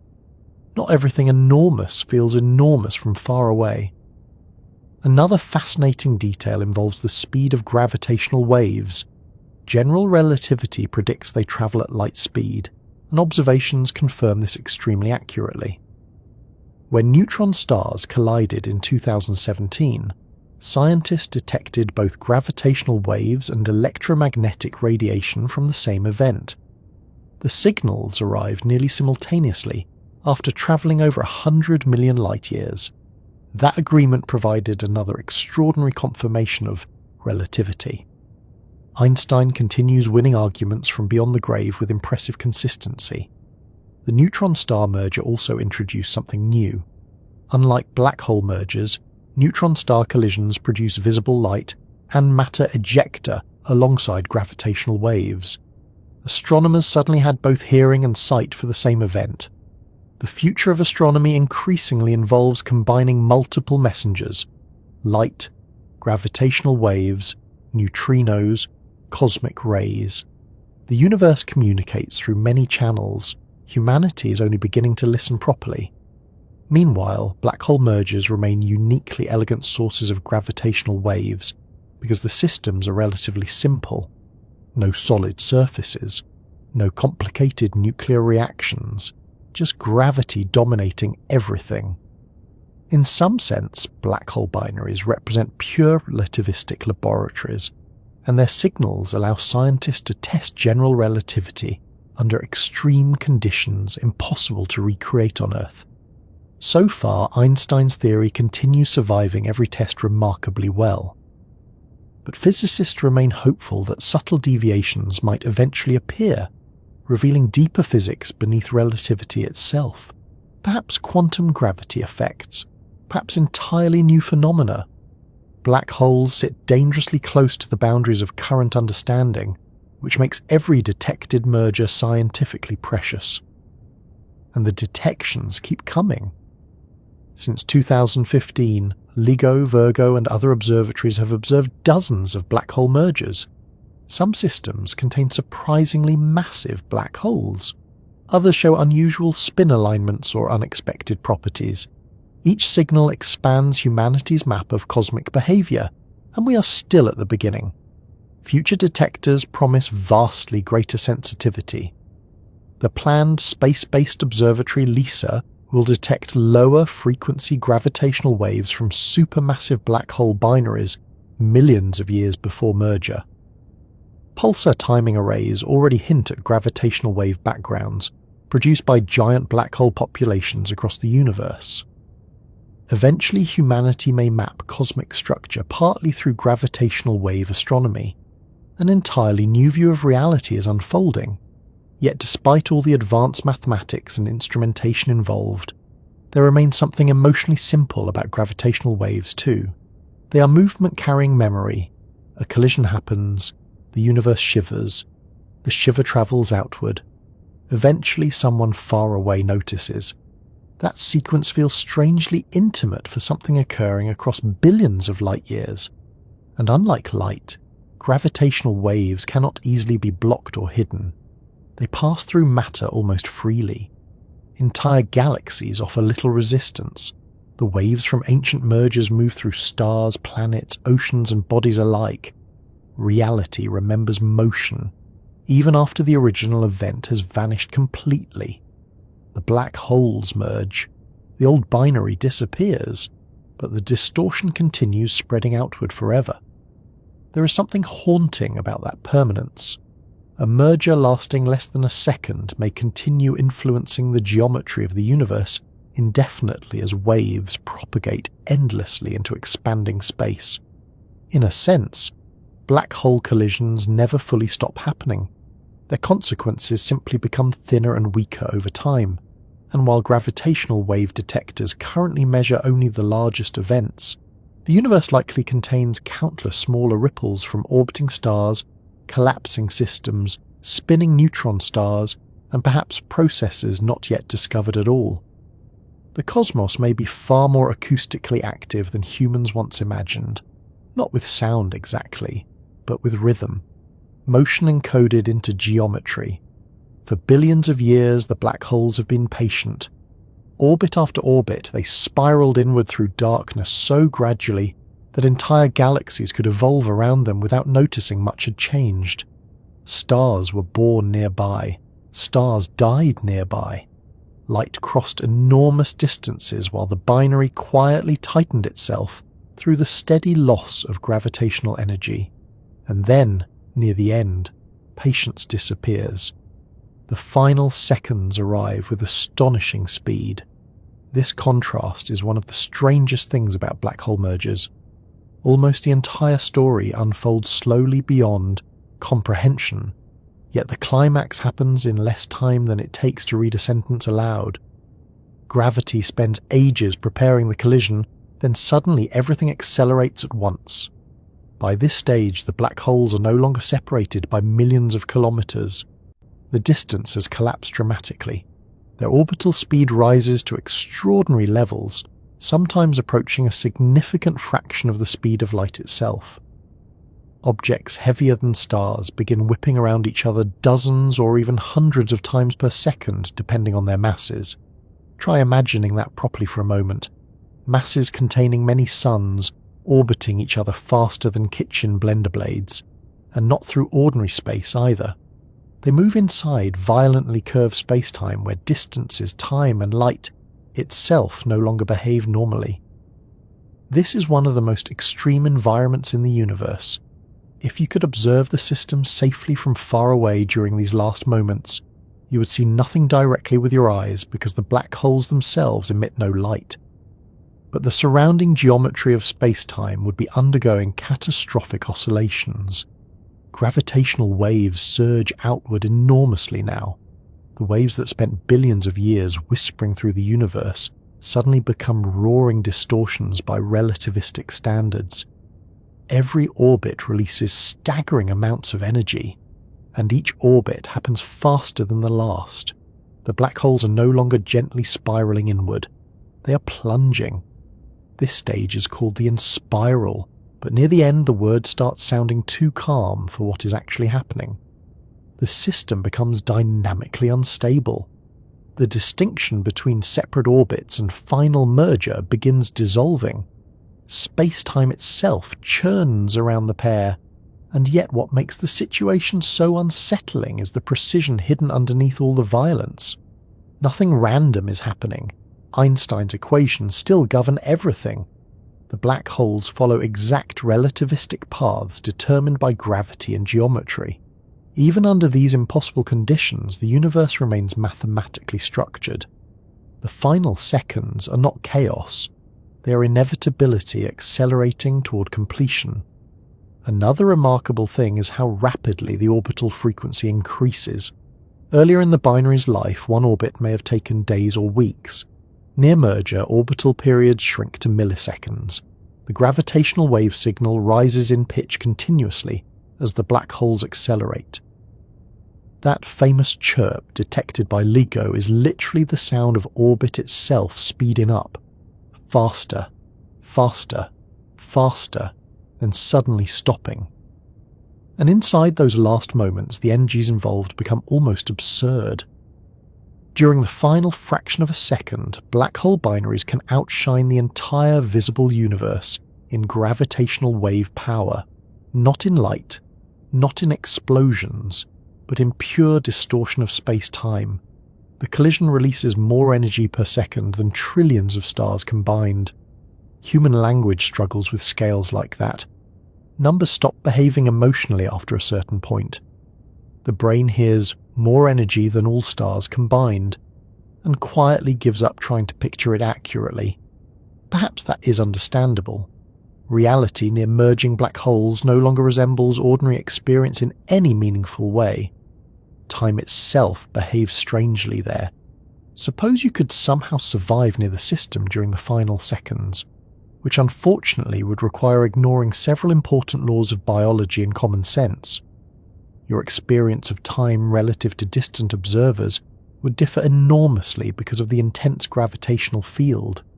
Outside observers might watch clocks near the merger running strangely slow. Signals become distorted. Light bends violently. Space compresses and stretches dynamically around the orbit. Even defining simple concepts like distance or simultaneous events becomes problematic. General relativity turns ordinary intuition into something fragile near strong gravity, and the black holes themselves continue rotating. Most black holes spin because the stars that formed them possessed angular momentum. During merger, those spins interact with the orbit in incredibly complicated ways. Sometimes the spins align neatly, sometimes they tilt, sometimes the entire orbital plane wobbles and precesses as if the system itself struggles to maintain orientation. Supercomputer simulations reveal astonishingly intricate motion during these final stages. The black holes can dance around each other with behaviours that look almost organic despite being entirely governed by physics. There is something eerie about that. Pure geometry can appear graceful. Another fascinating detail involves the event horizons themselves. As the black holes approach each other, their horizons begin distorting. They no longer remain simple, isolated spheres. Gravity stretches and deforms the surrounding structure of space-time. Eventually, the horizons start interacting directly, and this is where language becomes especially inadequate because black holes do not possess solid surfaces that physically crash together like planets or billiard balls. The merger is not an impact in the ordinary sense. Nothing hits in a familiar way. Instead, the geometry of the horizons themselves rearranges. Two regions of no escape gradually become one larger region. The event horizons fuse. Reality rewrites its own boundaries. And while all this happens, gravitational waves continue carrying information outward. The waves encode the exact motion of the black holes during the final plunge. Scientists reading those signals can reconstruct masses, spins, orbital geometry, and properties of the resulting merged black hole. Essentially, the universe broadcasts the merger through space-time itself, and remarkably, we can decode the transmission. The final moments also represent one of the best laboratories for testing general relativity under extreme conditions. Earlier stages of inspiral occur in comparatively moderate gravitational regimes. Near merger, however, gravity becomes fully nonlinear and violently dynamic. This is where Einstein's theory faces some of its hardest tests. So far, it continues passing with extraordinary success. The detected signals match relativistic predictions astonishingly well, which honestly remains one of the greatest scientific triumphs of modern civilization. Human beings developed mathematical equations over a century ago, then later built instruments capable of confirming those equations using collisions between invisible objects billions of light years away. That sentence alone feels slightly unreal, yet the universe continues behaving accordingly. Near the final seconds, the orbital velocity becomes so high that relativistic effects dominate completely. The black holes may circle each other at over half the speed of light. Imagine something containing dozens of solar masses moving that fast. The kinetic energy becomes enormous. The gravitational wave emission becomes enormous. Everything about the system approaches extremity. And still, from far away, the merger remains visually dark. This is one reason black hole collisions feel emotionally strange compared to supernova or exploding stars. Human instincts associate violence with brightness and sound. We expect catastrophic events to announce themselves dramatically. Black holes reject that expectation. Their most violent moments happen in silence and darkness. Only space-time itself reveals what occurred. If surrounding matter exists nearby, things can become more visually active. Gas may heat, magnetic fields may twist. Radiation could emerge from interactions outside the horizons. Some models predict electromagnetic counterparts under specific conditions, but many black hole mergers occur almost invisibly except for gravitational waves. Two invisible objects meet, reality shakes, then darkness remains. There is something profoundly unsettling about that restraint. Another curious phenomenon during the final seconds is gravitational recoil. If the emitted gravitational waves carry momentum asymmetrically, the newly formed black hole can receive a kick. In some mergers, the recoil velocity becomes enormous, potentially thousands of kilometers per second. Imagine two black holes colliding so violently that the merged remnant gets launched across space. Entire supermassive black holes may sometimes be ejected from galactic centers through this process. The universe, once again, demonstrates a surprising talent for absurdity. And through it all, causality continues forward, relentlessly, There is no pause before merger, no hesitation. The orbit tightens until separate motion becomes impossible to sustain. The horizons approach, the waves intensify, the plunge accelerates, and then something remarkable happens. For a brief instant, the binary system stops existing. Not because the black holes disappear, but because the distinction between them vanishes completely. Two objects become one. That transition happens extraordinarily quickly. Milliseconds, perhaps. Less time than a blink. After billions of years orbiting each other through darkness, the black holes finally cross the point where individuality ends and merger begins. There is something oddly philosophical about that too. The universe often spends immense time building separate structures, only to combine them eventually into larger ones. Stars form galaxies. Galaxies merge into clusters. Black holes merge into larger black holes. Gravity gathers. That is what gravity does best. It reduces separation. And perhaps what makes the final seconds so mesmerizing scientifically is that they reveal reality operating near its deepest limits.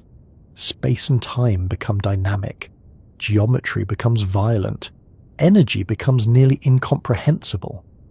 And somewhere inside all this complexity, Einstein's equations continue describing events with astonishing precision.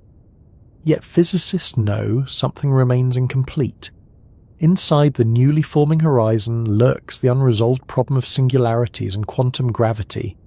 General relativity works beautifully outside the event horizon, but eventually the theory predicts infinities where understanding breaks down. The merger pushes nature toward those boundaries, which means every detected collision is not merely an astrophysical event, it is a message from the edge of current knowledge. The universe keeps showing us phenomena that modern physics can describe extremely well, while simultaneously hinting that something deeper still waits underneath. And perhaps that tension is part of what makes black holes so compelling. They are both understood and mysterious at the same time. We can calculate their mergers with extraordinary accuracy, yet we still do not fully know what happens inside them. The final seconds before impact embody that contradiction perfectly. The mathematics becomes exact. The physical meaning becomes strange. The black holes accelerate beyond ordinary imagination. Gravitational waves explode outward across the cosmos. Reality itself oscillates violently. Then comes the moment itself. After billions of years orbiting through darkness, after the long spiral inward and the final violent acceleration, the black holes finally cross the threshold where they can no longer remain separate objects, and strangely enough there is no impact in the ordinary sense.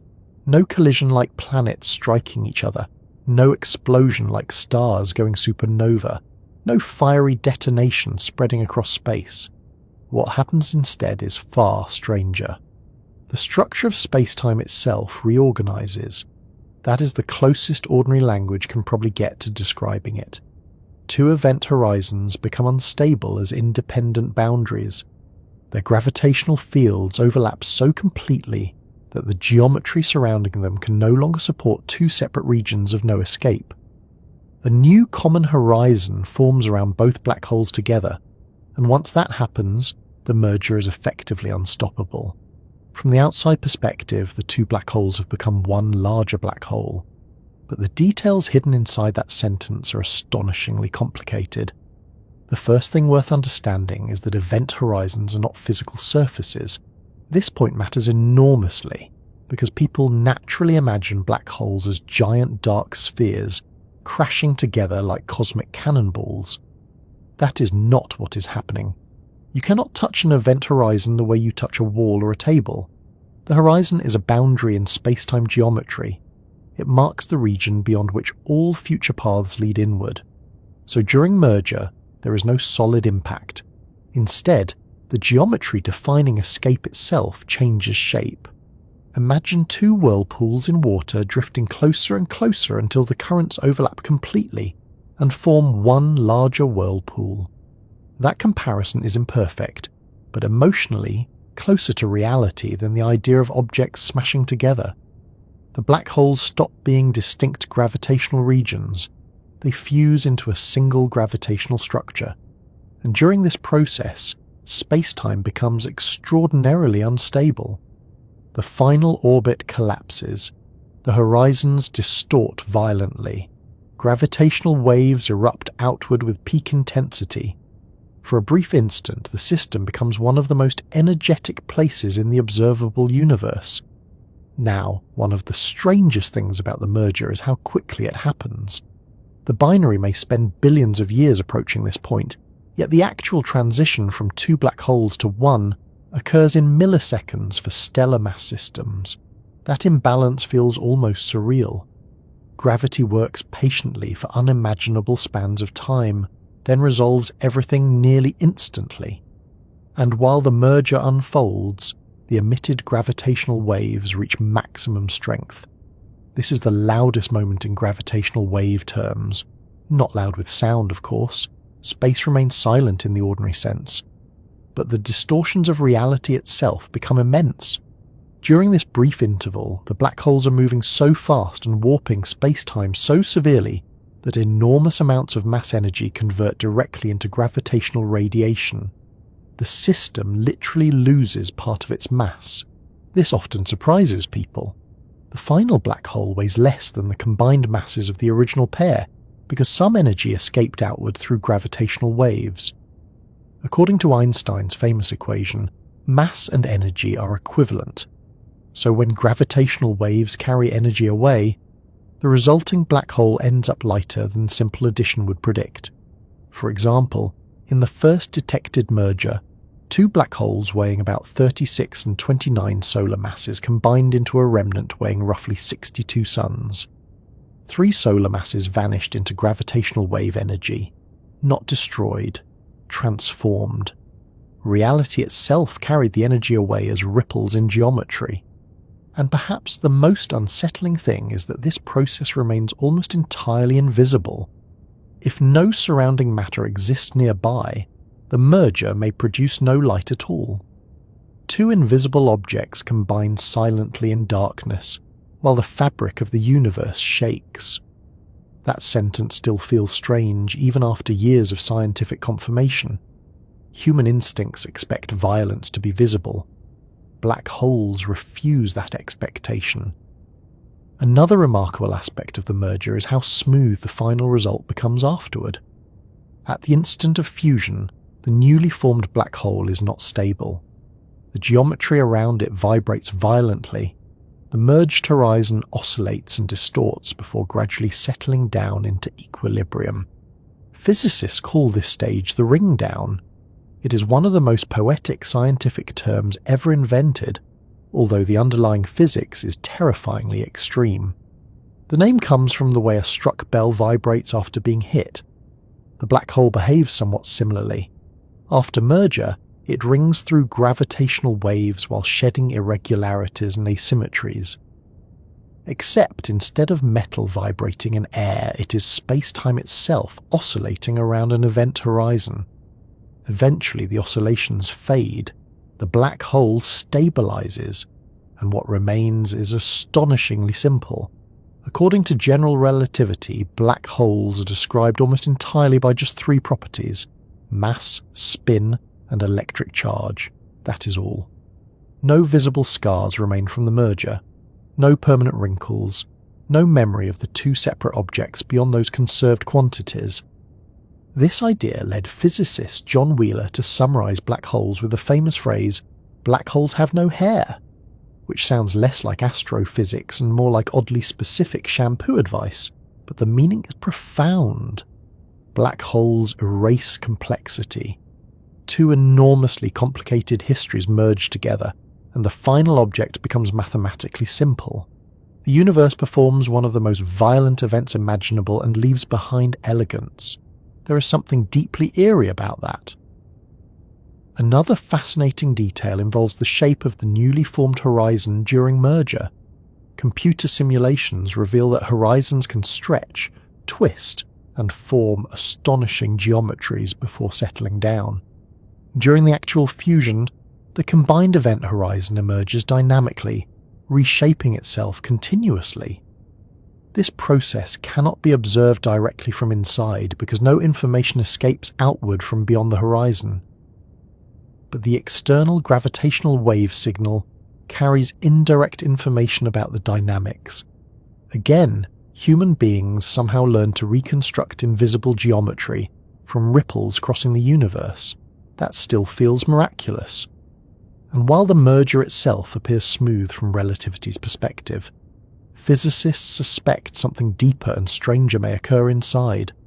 General relativity predicts singularities within black holes, regions where density becomes effectively infinite, and known physics breaks down. During merger, those singular regions would presumably combine as well. But this is where current understanding becomes incomplete. Quantum mechanics and relativity refuse to cooperate fully under such conditions. We do not yet possess a successful theory of quantum gravity, capable of describing what truly happens at the deepest interior levels of a black hole merger.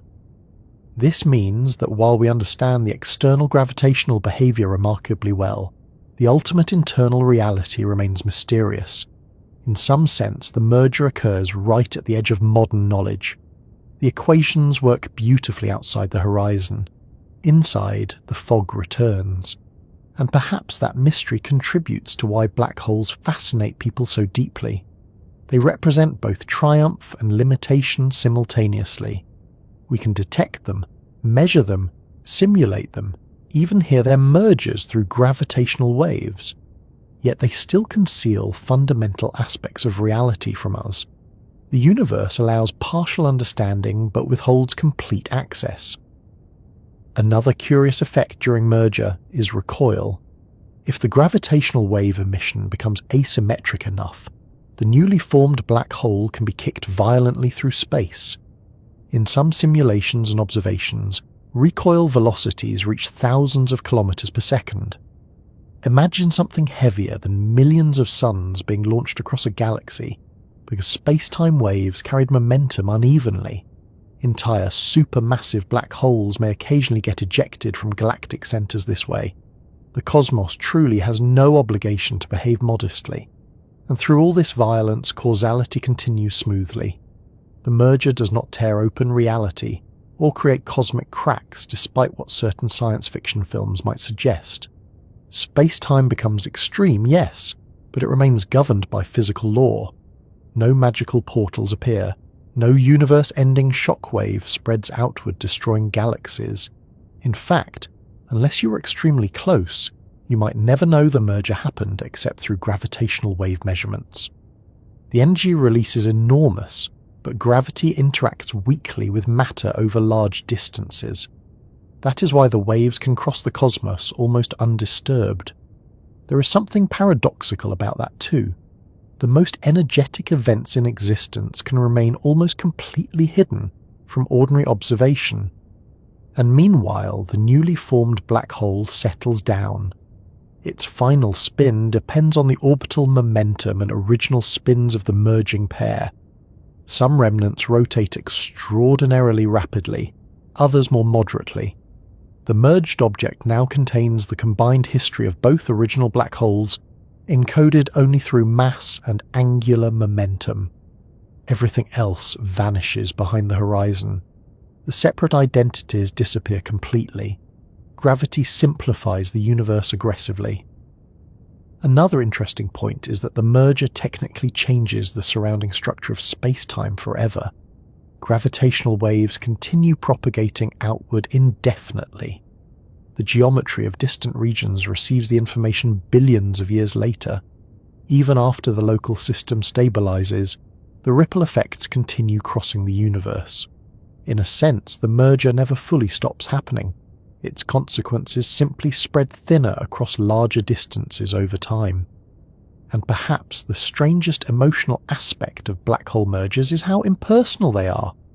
Human beings naturally attach meaning to collisions. We think of conflict, destruction, endings. But black holes do not care.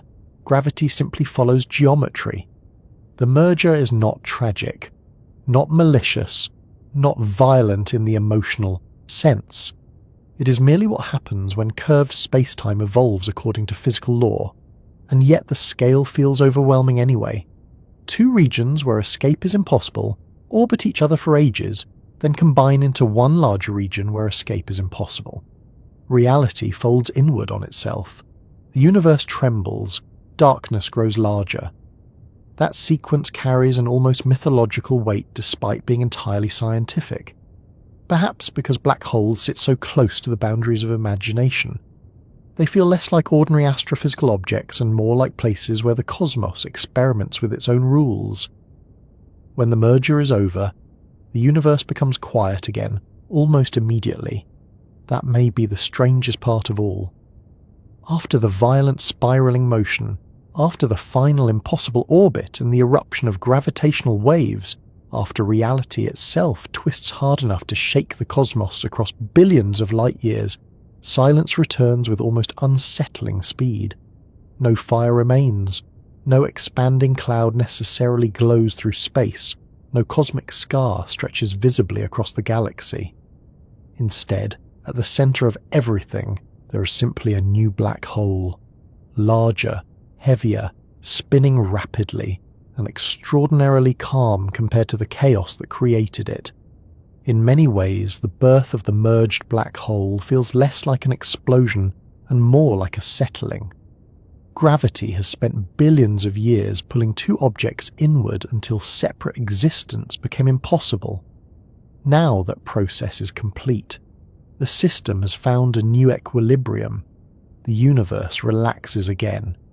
Except the object left behind is one of the most extreme things nature can produce.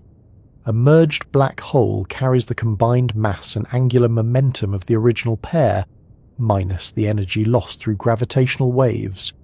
If two stellar black holes merge, the remnant may contain dozens or hundreds of solar masses.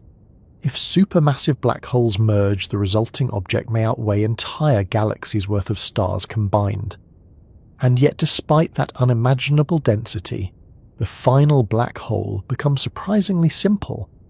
This simplicity is one of the weirdest features of black holes. Ordinary objects preserve visible complexity. Mountains remain rough.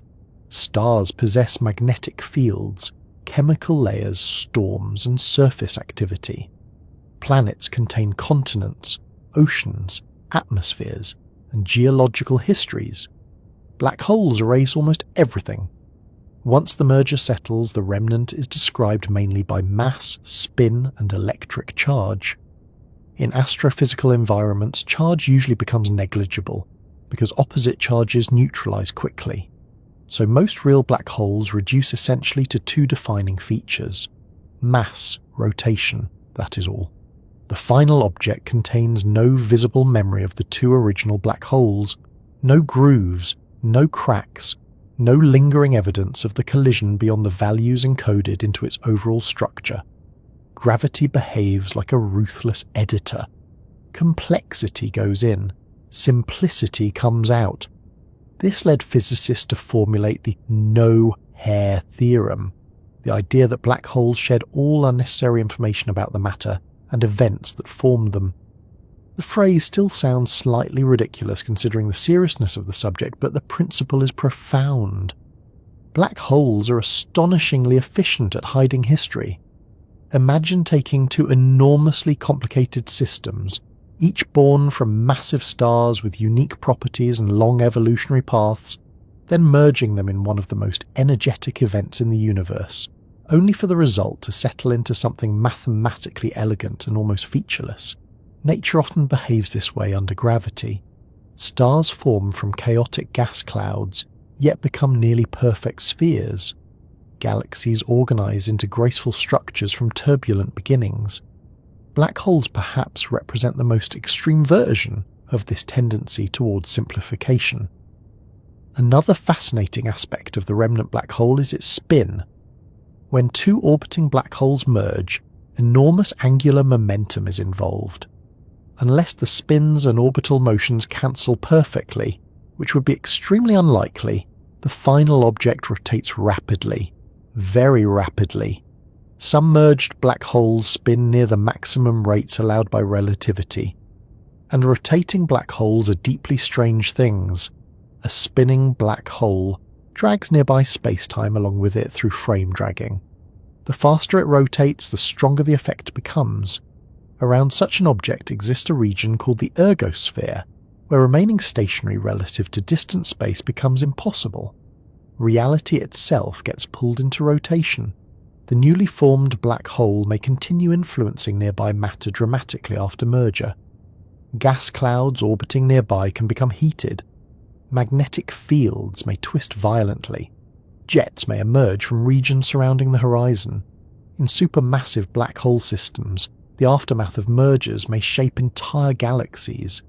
That idea deserves slowing down a little because the scale involved becomes difficult to absorb. At the centre of most large galaxies lies a supermassive black hole.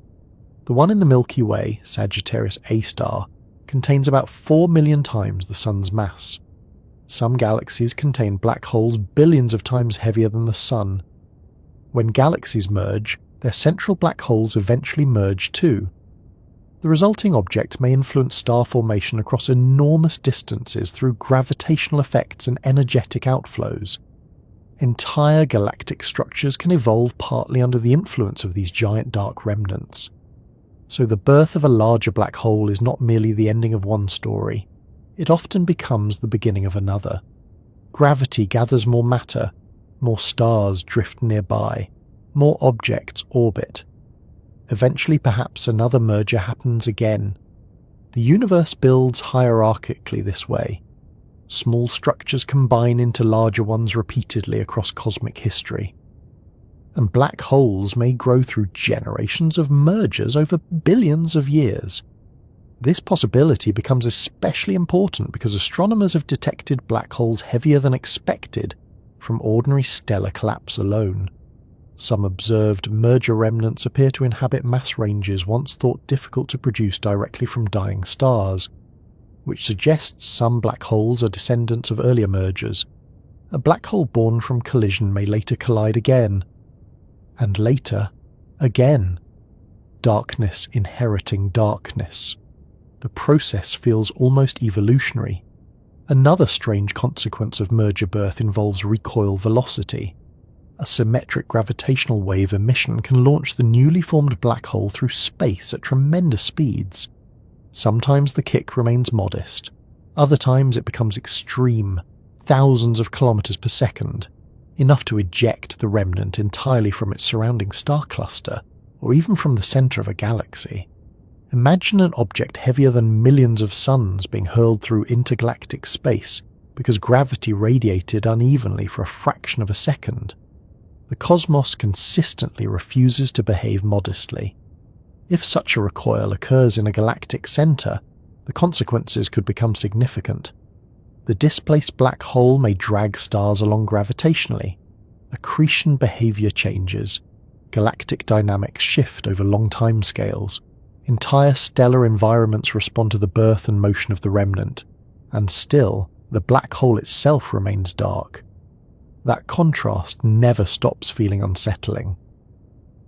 The largest concentrations of gravity in existence remain visually hidden unless surrounding matter reveals them indirectly. Even after a spectacular merger, the remnant may appear almost invisible against the darkness of space. No glowing trophy marks the event permanently, just altered gravity. Another important point is that the merged black hole does not instantly become perfectly stable. After the horizons fuse, the remnant undergoes ring-down oscillations. Space-time around the black hole vibrates briefly while irregularities radiate away as gravitational waves. This stage resembles a struck bell gradually settling into silence. Except instead of metal vibrating through air, it is the geometry of reality oscillating around an event horizon. The frequencies of these oscillations depend directly on the black hole's properties. Scientists can analyze them to measure mass and spin with remarkable precision. Essentially, the black hole announces its final characteristics through the way space-time vibrates around it. There is something hauntingly elegant about that. Even silence contains information. And then eventually the ringing fades, the geometry smooths out, the remnant stabilizes into a Kerr black hole The relativistic solution describing rotating black holes, at that point the merger truly ends, or at least locally, because the gravitational waves continue travelling forever outward across expanding space. Billions of years later, distant observers may still detect the signal. The birth cry of the new black hole keeps propagating through the universe, long after the original environment becomes quiet again. Reality remembers motion. That idea keeps returning throughout gravitational physics. The universe preserves traces of dynamic events through geometry itself.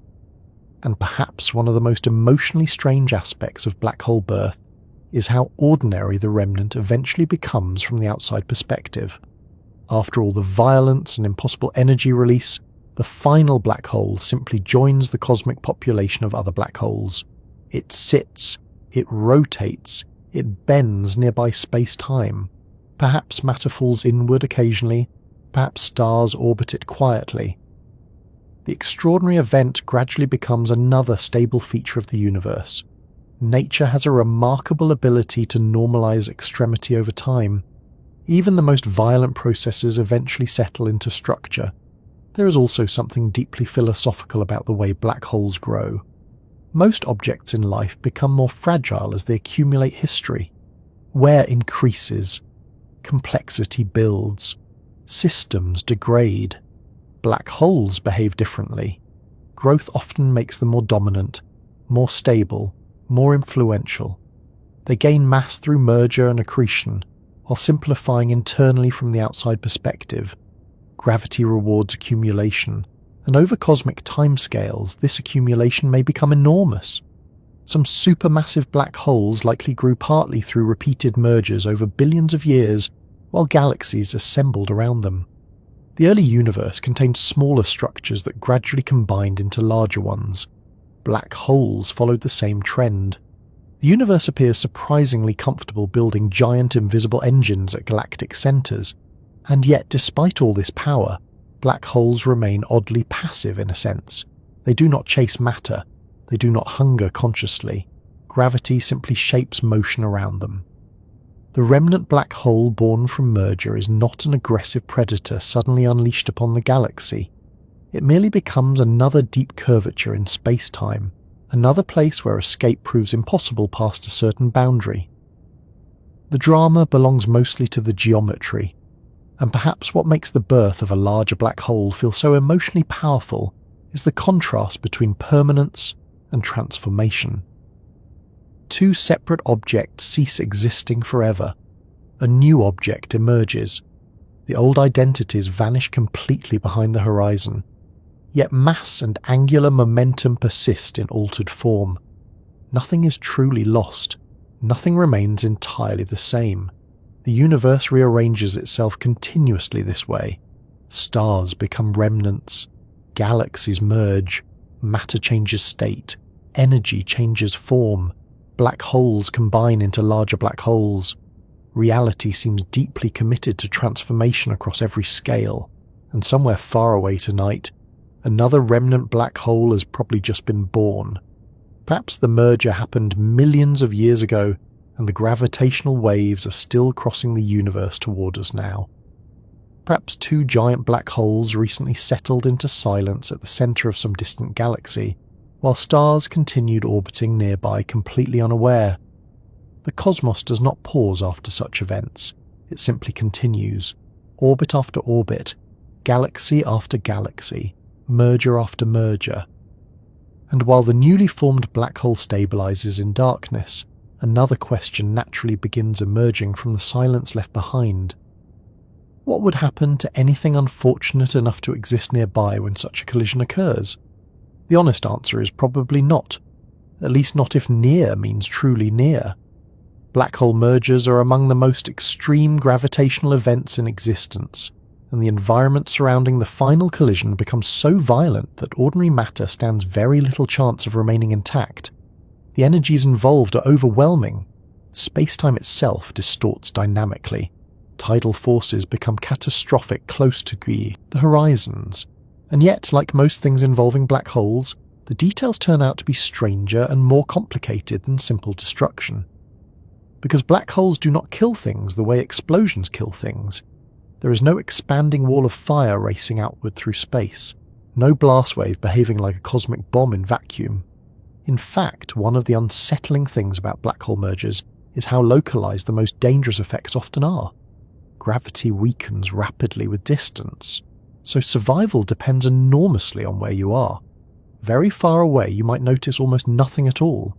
Closer in, reality becomes increasingly hostile, and extremely close to the merger, the environment stops behaving in ways biology could possibly tolerate. To understand why, we need to begin with tidal forces, because those are often the first truly lethal aspect of black holes. Gravity always changes with distance. If you move farther from Earth, gravity weakens slightly. Normally, this difference is small enough that human beings never notice it. Your feet experience slightly more gravity than your head, but the variation is tiny. Near black holes, however, gravity changes incredibly rapidly across short distances. This creates tidal stretching. If one part of your body experiences significantly stronger gravity than another part, the difference pulls you apart. Near stellar mass black holes, this effect becomes devastatingly strong close to the event horizon. A falling object can be stretched into long, thin streams through a process scientists rather cheerfully nicknamed spaghettification, which sounds like something involving a kitchen accident rather than relativistic death. But the underlying physics is brutal. Now place two black holes together in their final inspiral. The tidal environment becomes enormously more complicated. Gravity shifts continuously as the pair orbits at relativistic speeds. The curvature of space-time changes dynamically. Regions of strong stretching and compression move around violently. Anything orbiting too close would experience extraordinary gravitational stress. Stars wandering near the binary may be torn apart entirely. Gas clouds become heated to extreme temperatures. Orbits destabilize. Matter gets accelerated unpredictably. The final seconds before merger are especially dangerous because the black holes orbit each other so rapidly that the surrounding geometry effectively churns, and still, oddly enough, there is no conventional explosion. This remains deeply counterintuitive. Human beings associate catastrophic events with expanding destruction. Supernovae blast matter outward violently. Nuclear explosions generate shock waves. Volcanoes erupt. Storms spread. Black hole mergers behave differently. Most of the released energy escapes as gravitational waves, and gravitational waves interact only weakly with matter. That means a black hole merger occurring far enough away may pass through surrounding regions with surprisingly limited direct physical destruction. You would not want to be nearby, certainly, but nearby, in astrophysical terms, matters enormously. For example, Earth itself is not remotely threatened by ordinary black hole mergers elsewhere in the galaxy or universe. Gravitational waves crossing Earth produce distortions smaller than atoms. LIGO measures them only through absurdly sensitive instrumentation. The universe can shake space-time tremendously, while barely disturbing matter at large distances. This creates a strange paradox.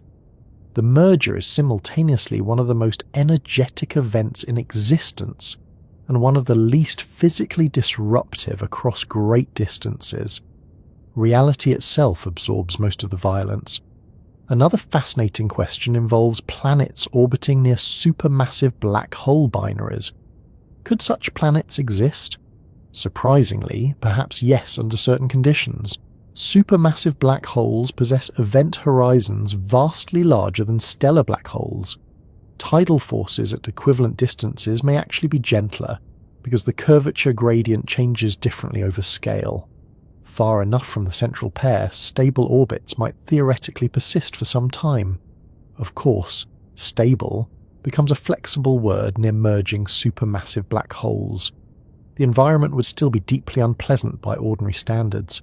Accretion disks surrounding active binaries can produce enormous radiation fields. X-rays and gamma rays may flood nearby space. Magnetic interactions become violent. Gas clouds heat dramatically. Any nearby planetary system would likely face severe radiation exposure long before the actual merger. Atmospheres could strip away. Surfaces sterilize. Oceans evaporate. Black holes themselves are dark, but the matter around them often becomes lethally bright.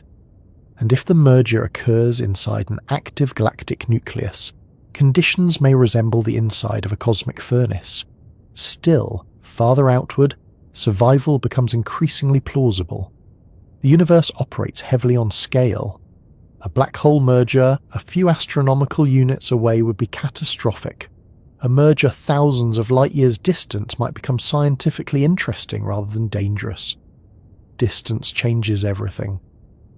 Another important factor involves recoil kicks. Asymmetric gravitational wave emission can launch the newly formed black hole through space at enormous velocities. Nearby stars and matter may experience sudden changes in gravitational structure as the central object moves. Imagine orbiting a massive object that suddenly receives a kick of thousands of kilometers per second. Orbital stability becomes questionable rather quickly. Stars may be flung into new trajectories. Planetary systems destabilize. Entire central regions of galaxies could reorganize over long timescales. So even after the merger ends, nearby environments may continue evolving dramatically. And then there is the issue of accretion. Matter surrounding the binary does not simply ignore the merger. Gas clouds can collide and compress violently. Magnetic fields twist. Shock heating may occur in surrounding material. Some models predict bursts of electromagnetic radiation after certain mergers due to disturbed accretion disks. This means nearby matter could experience indirect effects more dangerous than the gravitational waves themselves. Not because space-time ripples tear matter apart directly at large distances, but because the merger rearranges the environment around it. The aftermath can become chaotic. Another deeply unsettling possibility involves stars caught near the system during inspiral. A star wandering too close to the binary may experience complex gravitational interactions. Sometimes the star gets ejected at enormous speed through gravitational slingshot effects. Other times, tidal disruption occurs. In a tidal disruption event, the star gets stretched and shredded by gravity. Stellar material forms streams spiraling around the black holes while heating intensely. The process can release enormous radiation. Essentially, the star becomes cosmic soup. Black holes possess a remarkable talent for turning ordinary matter into extremely energetic disasters, and yet the black holes themselves remain perfectly silent throughout all this. That contrast keeps returning. The violence happens around the darkness, not inside it. Another strange consideration involves what an observer would actually experience visually near merger. Assuming impossible protection from tidal forces and radiation, the view would likely become deeply disorienting. Light bends dramatically around strong gravity. The sky would distort into arcs and warped structures through gravitational lensing. Nearby stars might appear duplicated or stretched. Time itself behaves differently depending on position. Signals arriving from distant space would become distorted. Reality near the merger would feel less like ordinary space and more like unstable geometry. And perhaps the most terrifying aspect is how little warning ordinary matter receives. A star drifting near the system does not experience fear or anticipation. Gravity simply reshapes its orbit until survival becomes impossible. The universe behaves impersonally. Black hole mergers are not aggressive in any emotional sense. They do not hunt. They do not target. They merely obey geometry with overwhelming consistency. That impersonality somehow makes the whole process feel even stranger. There is no malice in the destruction, just inevitability. Another fascinating question scientists explore is whether black hole mergers could influence life on galactic scales. Generally speaking, most mergers occur too far, away to matter significantly to biological systems elsewhere. Galaxies are enormous. Even powerful events weaken dramatically with distance. However, Extremely energetic environments near active supermassive black hole binaries might affect star formation, radiation conditions, and galactic structure over long periods. Indirectly, black holes may shape where life becomes possible simply by influencing how galaxies evolve. That idea carries a certain cosmic irony. The darkest objects in the universe may help determine where stars and planets eventually form. Destruction and creation remain strangely intertwined in astrophysics. And perhaps the most emotionally interesting answer to the survival question is this: the farther you move from the merger, the more ordinary the universe remains.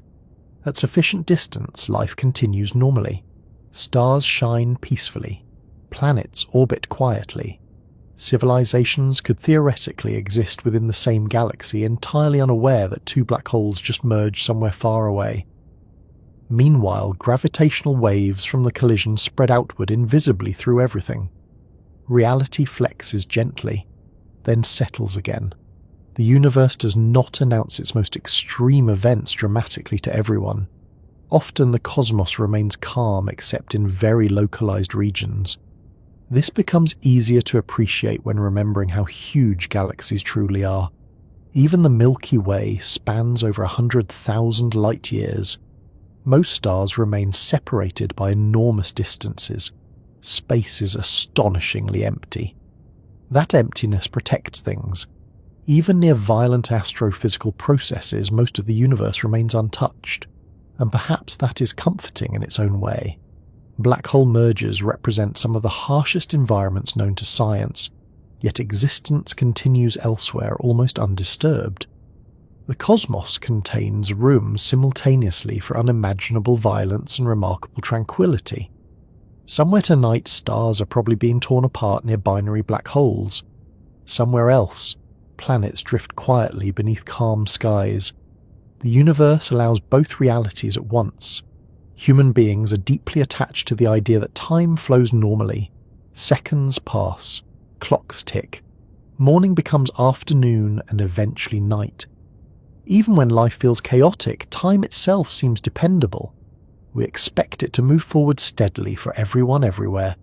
Two people standing in different cities may disagree about politics or weather, or whether pineapple belongs on pizza, but they generally agree on how clocks behave.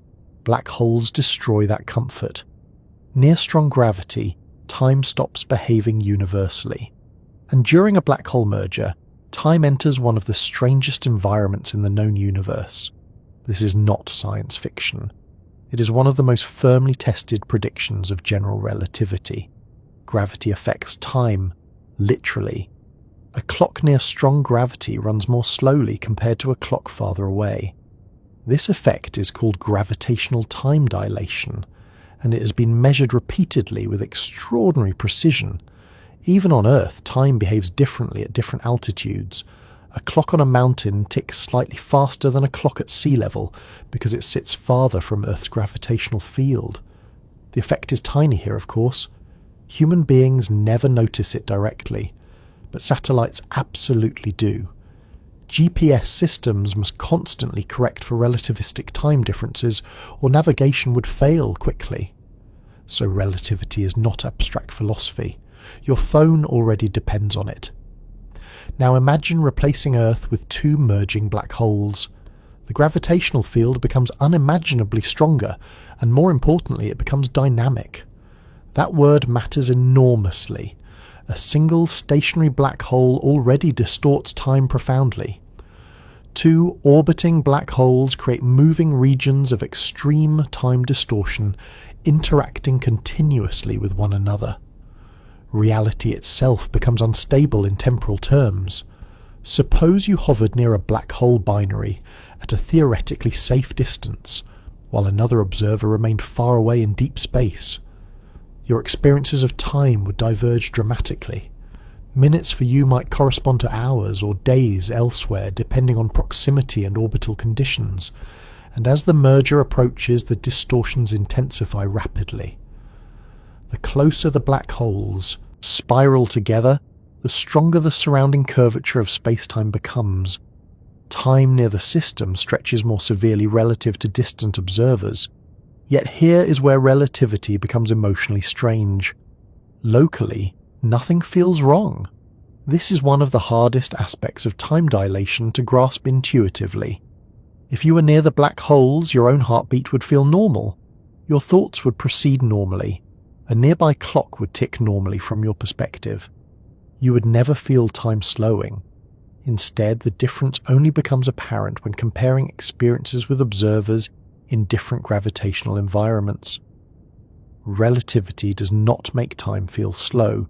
It changes how much time actually passes between events. And during a black hole merger, those differences can become extreme. Another unsettling aspect is that there is no universal now in relativity. Human intuition desperately wants one. We naturally imagine the universe sharing a single present moment, some cosmic clock synchronizing existence everywhere simultaneously. Relativity says no. Time depends on motion and gravity. Different observers measure durations differently. Different observers disagree about simultaneity itself. Near black hole mergers, this becomes impossible to ignore because the geometry of space-time changes violently and continuously. The very structure defining temporal relationships becomes dynamic, and because the black holes orbit rapidly during the final stages, regions of slowed time rotate through space along with them. This creates a situation almost impossible to picture properly with ordinary intuition. Imagine invisible whirlpools not only bending space but dragging different rates of time around themselves. Reality near the merger becomes temporally uneven. Another curious consequence involves observation itself. Suppose you watched an object falling toward one of the merging black holes from far away. Due to gravitational time dilation, the object would appear to slow down as it approached the horizon. Light emitted from it becomes increasingly redshifted and delayed. To distant observers, the object seems almost frozen near the horizon. Yet from the falling object's own perspective, time proceeds normally. It crosses inward. This disagreement between perspectives is not illusion. It is built into the structure of space-time.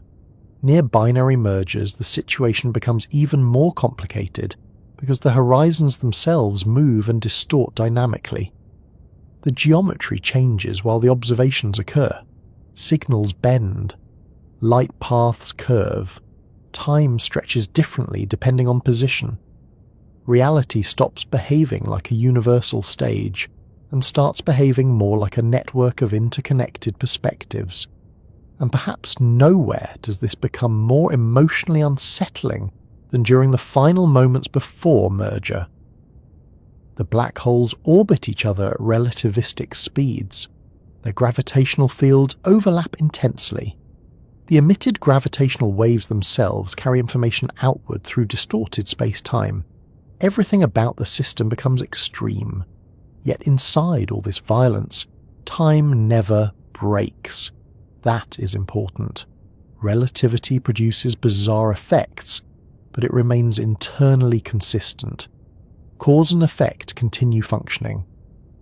Observers may disagree about durations or simultaneity, but physical laws remain coherent. The universe does not descend into temporal chaos. Instead, time becomes relational, flexible, dependent on gravity and motion. And this flexibility leads naturally to one of the most famous questions about black holes. What happens to time at the event horizon? The answer depends entirely on perspective. From far away, objects approaching the horizon appear increasingly slowed. Signals become weaker and redder. The crossing itself seems delayed indefinitely. From the falling object's viewpoint, however, crossing occurs within finite time. This duality makes black holes deeply uncomfortable for human intuition because both descriptions are valid simultaneously within relativity. There is no single preferred perspective. Now place two event horizons together during merger. The complexity becomes extraordinary. The horizons distort and fuse dynamically, while time itself remains uneven across the surrounding geometry. Supercomputer simulations help physicists model these conditions, but emotionally understanding them remains difficult because ordinary life never exposes us to flexible time. Human experience evolved in weak gravity. Relativity hides from us most of the time. Black holes force it into the open. Another fascinating detail is that gravitational waves themselves carry timing information. The famous chirp detected by LIGO rises in frequency because the orbit accelerates. The increasing pitch literally encodes the changing temporal structure of the system. Scientists can reconstruct how fast the black holes orbited during their final moments by analysing the signal. In a sense, humanity learned to hear relativistic time speeding up toward merger. That still feels almost unbelievable, and while all this happens externally, there remains the deeper unresolved mystery inside black holes themselves. General relativity predicts singularities where known physics breaks down. Near those regions, ordinary concepts of time may cease functioning meaningfully altogether. Some solutions to Einstein's equations suggest bizarre possibilities involving closed time-like curves or distorted causal structure under extreme conditions. Quantum gravity likely changes the story dramatically, but no complete theory currently exists, which means black hole mergers sit dangerously close to the edge of current understanding about time itself.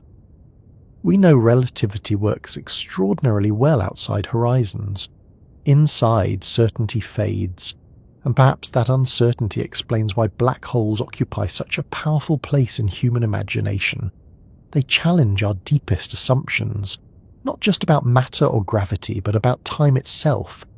Human identity depends heavily on temporal structure. We remember the past, we anticipate the future, we experience existence sequentially. Black holes remind us that this experience may be far more local and conditional than we instinctively believe. Another strange emotional consequence emerges from considering how differently observers experience durations near strong gravity.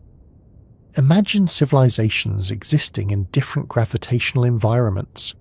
Their clocks would genuinely disagree.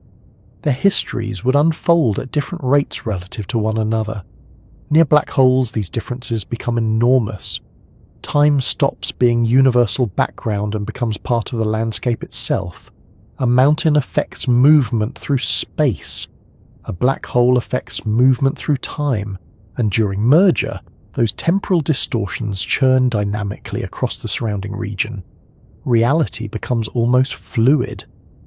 Another unsettling possibility involves what distant observers see after the merger. From far away, the newly formed black hole settles through ring-down oscillations. Gravitational waves fade, the system stabilizes, but due to relativity, signals emitted near the horizons remain increasingly delayed and redshifted. The boundaries of observation themselves become tangled with time dilation. Black holes do not simply hide space, they hide futures. And perhaps the most extraordinary thing about all this is how experimentally confirmed it already is. Relativity's predictions about time are not speculative philosophy anymore. Atomic clocks verify them. GPS systems require them. Gravitational wave detections confirm them under extreme conditions. The universe genuinely allows time to stretch and diverge depending on gravity. Black hole mergers merely push those effects toward their most violent known limits. And yet, for all the mathematical precision involved, the emotional experience of contemplating this remains deeply strange. Human beings live by clocks. We organize existence into minutes and years and lifetimes. Near merging black holes, those familiar structures lose their universality. Time becomes curved, flexible, local, almost geological in its dependence on gravity. The cosmos stops treating time as a single river and reveals it instead as something woven into the geometry of reality itself. And somewhere in the universe tonight, two black holes are probably merging while nearby clocks run differently, depending on where they orbit, how strongly gravity grips them, and how close they drift to the impossible darkness at the center of the collision. Meanwhile, far away from the merger, Other observers continue living through entirely different rates of time without ever noticing the difference. Long before humanity ever detected a black hole collision, scientists already suspected the universe might be trembling constantly in ways no human senses could perceive. Einstein predicted gravitational waves in 1916, only a few months after finishing general relativity. According to his equations, accelerating massive objects should disturb space-time itself, sending ripples outward at light speed. The mathematics allowed it naturally. But there was a problem. The predicted waves were unbelievably weak. Not weak near black holes themselves, of course. There the distortions become enormous. But by the time such ripples crossed interstellar or intergalactic distances and finally reached Earth, they would shrink to almost nothing. A passing gravitational wave might change the length of a 4-kilometre object by less than the width of a proton. That scale is difficult to emotionally process. Imagine trying to measure a change smaller than an atomic nucleus across a distance longer than many cities. For decades, many physicists quietly assumed direct detection would remain impossible forever, not because the theory was necessarily wrong, but because the universe simply seemed too subtle. Human civilization builds bridges and rockets and radio telescopes. Measuring distortions smaller than subatomic particles caused by black holes billions of light years away sounded unreasonable, even by scientific standards. And yet humanity kept trying. There is something deeply characteristic about that. People often describe science as cold or detached, but many scientific projects are powered by a very emotional refusal to stop asking impossible questions. Gravitational wave astronomy existed for decades, partly because generations of scientists looked at absurd technical obstacles and responded with, perhaps anyway. Eventually that persistence created LIGO, the Laser Interferometer Gravitational Wave Observatory, which sounds wonderfully dramatic once you know what it actually does. LIGO is not a telescope in the ordinary sense. It does not look at stars or galaxies through lenses. It does not collect visible light. Instead, it listens to the structure of space-time itself. The observatories sit in Louisiana and Washington state, separated by thousands of kilometers. Each facility contains an enormous L-shaped interferometer with 2 vacuum tunnels stretching 4 kilometers long. Inside those tunnels, lasers bounce back and forth between mirrors with astonishing precision. At first glance, the setup sounds almost strangely simple for one of humanity's greatest scientific instruments. Just lasers and mirrors. But the simplicity hides terrifying technical difficulty. The basic idea works like this. A laser beam splits into 2 identical beams travelling down perpendicular arms. The beams reflect repeatedly between mirrors and eventually recombine. Under perfectly stable conditions, the waves line up in predictable ways. But if a gravitational wave passes through Earth, space itself stretches slightly in one direction and compresses in another. The lengths of the arms change by microscopic amounts.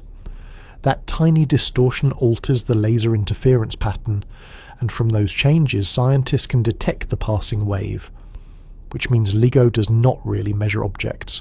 It measures geometry. The machine notices when reality changes shape. That remains one of the most astonishing sentences modern science allows us to say with complete seriousness. And to accomplish this, LIGO required solving problems so extreme they almost sound fictional. The mirrors must remain isolated from vibration with incredible precision. Passing trucks matter. Tiny earthquakes matter. Ocean waves hitting distant coastlines matter. Wind matters. Thermal expansion matters. Even quantum uncertainty itself becomes important. The mirrors are suspended through elaborate isolation systems designed to minimize disturbances. The vacuum inside the tunnels is among the most perfect ever created on Earth, because even stray air molecules could interfere with measurements. The instrument became less like a machine and more like an attempt to create silence inside reality itself. Human beings built enormous quiet rooms so they could hear the universe whisper, and after decades of development, upgrades, skepticism, failures, and engineering nightmares, the moment finally arrived. September 14th, 2015. A gravitational wave passed through Earth. The signal reached Louisiana first, then Washington about 7 milliseconds later. Inside the data appeared a tiny rising chirp, exactly matching predictions for two merging black holes. At first, many scientists reportedly assumed it might be a mistake. That reaction feels understandable. The signal was too clean, too perfect. The black holes involved weighed roughly 36 and 29 times the Sun's mass. They had spiraled together for ages before merging into a single larger black hole about 1.3 billion light-years away. The final collision released energy equivalent to roughly 3 suns converted directly into gravitational waves, and after travelling for over 1 billion years, the distortion finally crossed Earth. The measured change was unimaginably tiny, yet LIGO detected it. Human beings heard black holes collide. That sentence marked a turning point in scientific history. For the first time, humanity observed the universe through gravity directly rather than through light. A completely new form of astronomy was born overnight. Until that moment, black holes remained difficult to study because they emit no light themselves. Scientists inferred their existence indirectly through surrounding matter, orbital motion, or energetic accretion disks. Gravitational waves changed everything. Now invisible collisions could become observable. Darkness itself became measurable. There is something emotionally profound about that transition. Imagine living your entire life able only to see, then suddenly discovering hearing. Entire categories of reality would appear instantly. Thunder, birdsong, music, voices. The universe, after gravitational wave detection, became richer in a similar way. And remarkably, Einstein had predicted all this a century earlier with equations written on paper. No computers, no lasers, no interferometers, just mathematics and imagination. General relativity had already survived many experimental tests before LIGO, but detecting gravitational waves carried special emotional weight because it confirmed something almost poetic hidden inside the theory. Space-time is not static. Reality can ripple. That realization changed astronomy permanently, and once the first detection succeeded, more followed. Black hole mergers began appearing repeatedly inside LIGO data. Some black holes were larger than expected. Some spins behaved strangely. Some collisions occurred at astonishing distances. Each signal carried information about invisible systems scattered across the cosmos. Humanity was suddenly conducting population studies of merging black holes, which still sounds faintly absurd in the best possible way. Another fascinating thing about LIGO is how collaborative the project became. Thousands of scientists across many countries contributed to the effort. Physicists, engineers, mathematicians, computer scientists, material specialists, laser experts. Detecting gravitational waves required combining enormous amounts of human knowledge into one coordinated attempt to notice distortions smaller than atoms. There is something strangely hopeful about that. Modern civilization often feels chaotic and fragmented, yet projects like LIGO reveal another side of humanity entirely. People working together patiently for decades to answer questions about the structure of reality itself. And all this effort focused on something no human being can perceive naturally. Our senses are wonderfully limited things. We evolved to notice movement in forests, recognize faces, hear nearby predators, smell food. Evolution had no reason to prepare us for black hole mergers, so humanity invented artificial senses. Telescopes extend vision, radio dishes extend hearing, particle detectors extend touch into microscopic worlds. LIGO extends perception into geometry itself. The machine effectively allows our species to feel distortions in space-time. That idea still feels slightly supernatural even though it is entirely real. Another remarkable detail involves the sound of the signal itself. Scientists converted the gravitational wave frequency into audio humans could hear. The famous chirp lasts only a fraction of a second. The pitch rises quickly before stopping abruptly. It sounds tiny, small, almost delicate.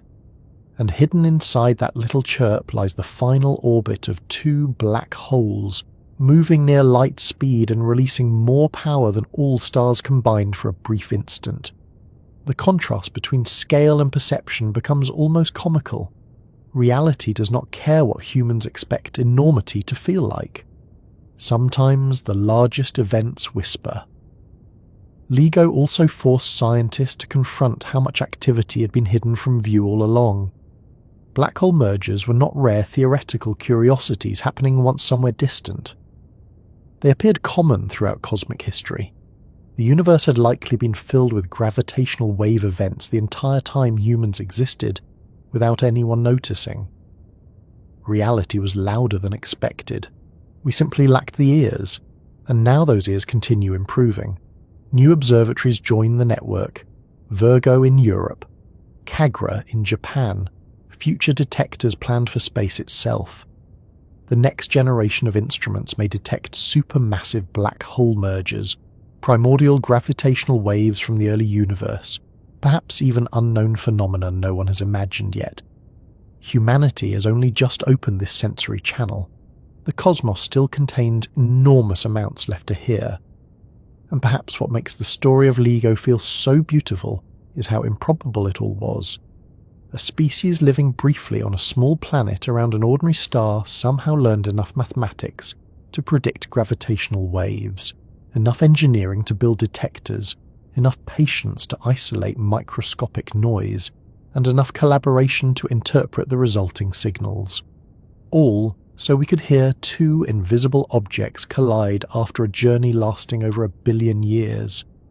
The universe trembled, Earth moved by less than a proton's width, and humanity noticed. Far beyond the scale of stars and planets, the universe organizes itself into structures so enormous that human intuition begins failing quietly in the background. Galaxies drift through darkness in clusters containing hundreds or even thousands of other galaxies. Immense filaments of matter stretch across cosmic distances, almost too large to visualize properly. Between those filaments lie gigantic voids where very little exists at all, and threaded throughout much of this structure are black holes. Not merely the stellar remnants formed from dying stars, but supermassive black holes containing millions or billions of times the Sun's mass.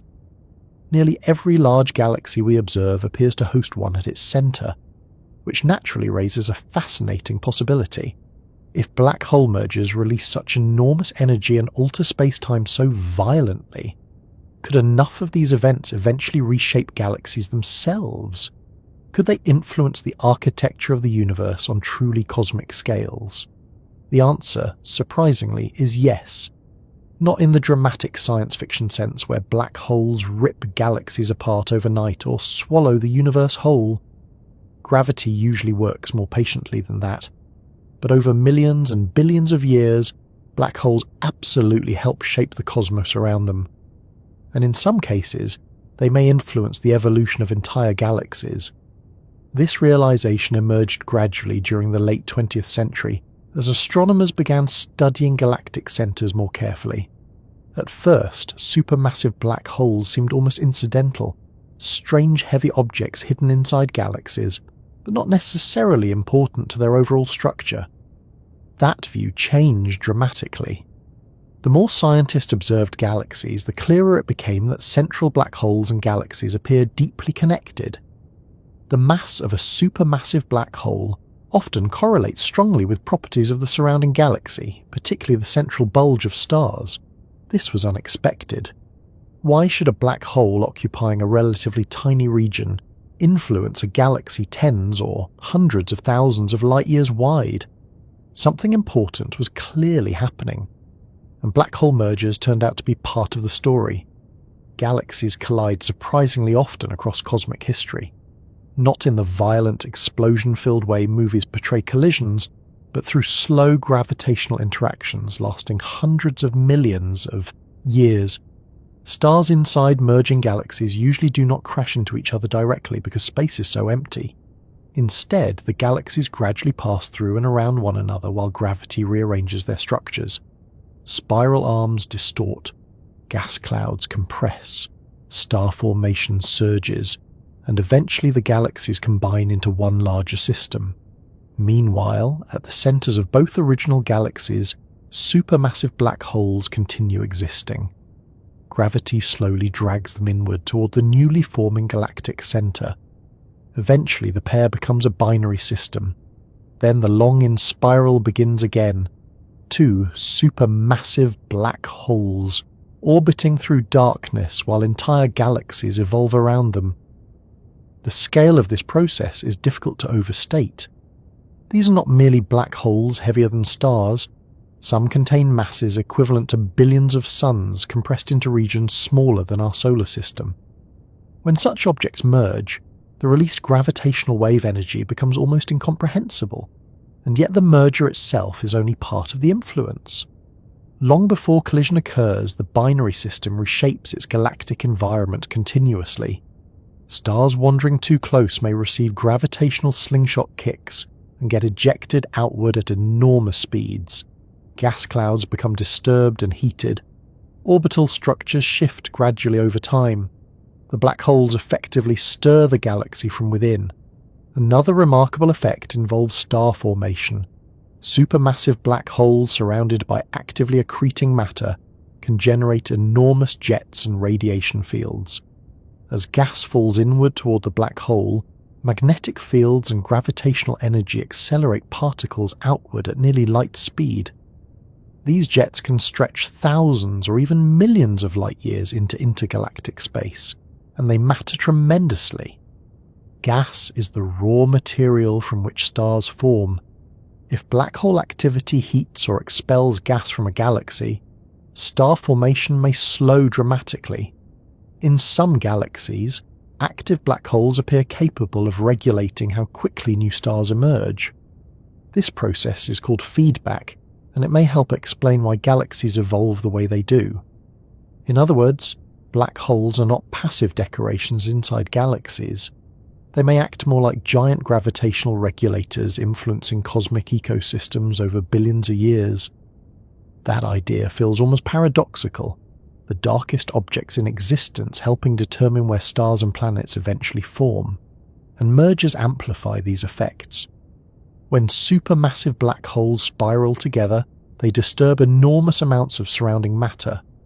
Gas clouds collide and compress. Radiation environments change. Magnetic fields twist violently. Some simulations suggest that mergers can trigger bursts of galactic activity lasting millions of years afterward. Entire regions of galaxies may reorganize gradually due to the aftermath. Another fascinating possibility involves gravitational recoil. When two black holes merge asymmetrically, gravitational waves can carry away momentum unevenly.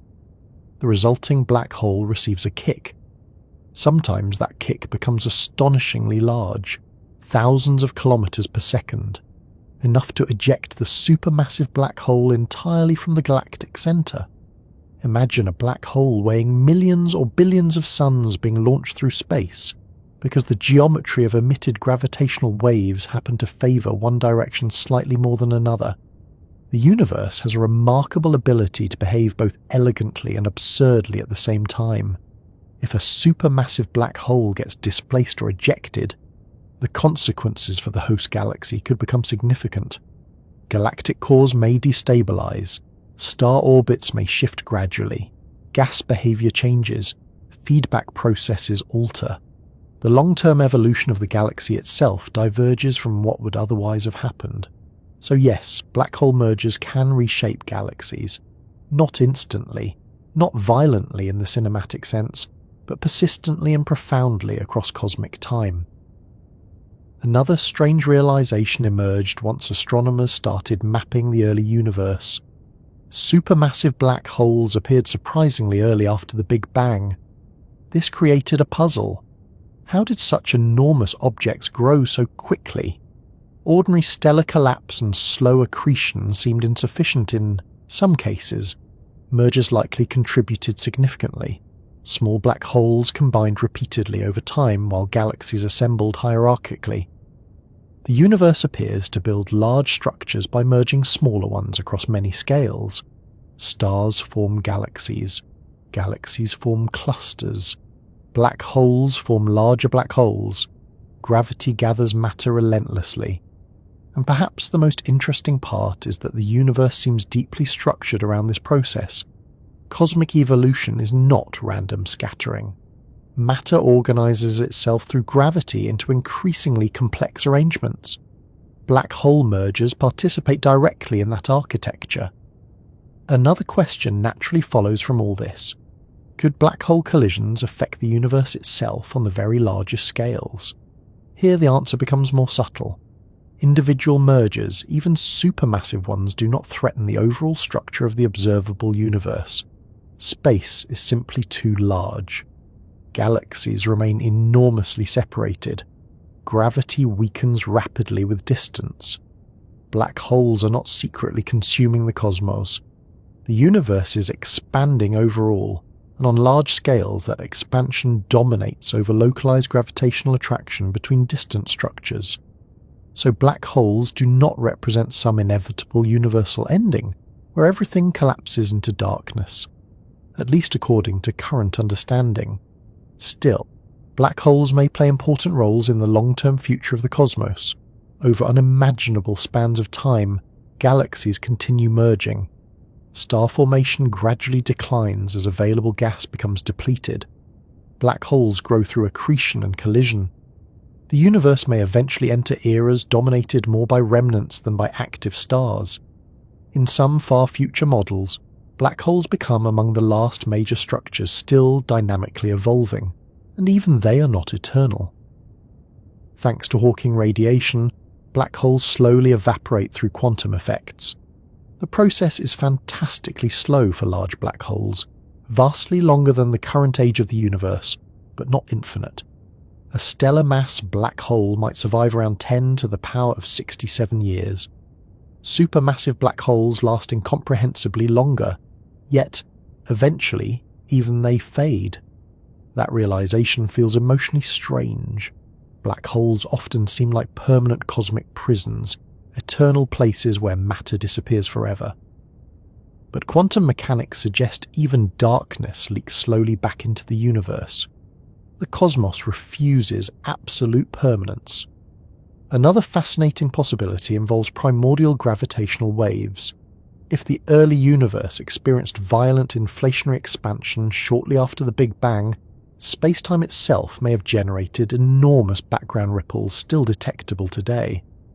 Modern gravitational wave astronomy may eventually help study conditions from near the beginning of time itself, which means the same physics allowing us to hear black hole mergers could also reveal information about the birth of the universe. Gravity connects scales in remarkable ways. Tiny ripples from colliding black holes, gigantic ripples from cosmic inflation, all carried through space-time. There is something deeply beautiful about that continuity. Another important point is that black holes may influence dark matter distributions indirectly through their gravitational effects. Entire galactic halos respond to central mass structures over long periods. And although dark matter itself remains mysterious, its interaction with galactic evolution likely intertwines with black hole growth in ways scientists are still uncovering. The deeper astronomy looks, the harder it becomes to separate black holes from cosmic structure overall. They are woven into the universe more deeply than early scientists imagined, and still, despite all this influence, black holes remain curiously restrained. They do not dominate everything locally. They coexist inside larger structures. Galaxies are not giant feeding grounds spiraling helplessly inward. Most stars orbit peacefully at enormous distances from central black holes. The Milky Way's supermassive black hole, Sagittarius A star, influences nearby stellar orbits strongly, yet Earth remains safely distant. Our planet orbits the galaxy comfortably without any dramatic interaction. Again, scale changes everything. The universe allows terrifying processes and calm environments simultaneously. Another emotionally interesting aspect of galactic black hole mergers is how ordinary they may actually be cosmically speaking. To human beings, such events feel almost mythological. Entire galaxies merging while central black holes spiral together sounds like something from ancient epics. To the cosmos, it may simply represent routine structure formation. Gravity builds larger systems from smaller ones continuously. The process repeats across billions of years with quiet consistency. And perhaps what makes this realization so humbling is understanding how temporary current cosmic conditions may be. Right now, the universe still shines brightly with active stars and ongoing star formation. But cosmic history stretches vastly beyond human timescales. Galaxies continue evolving, black holes continue merging. The structure of the universe keeps changing slowly.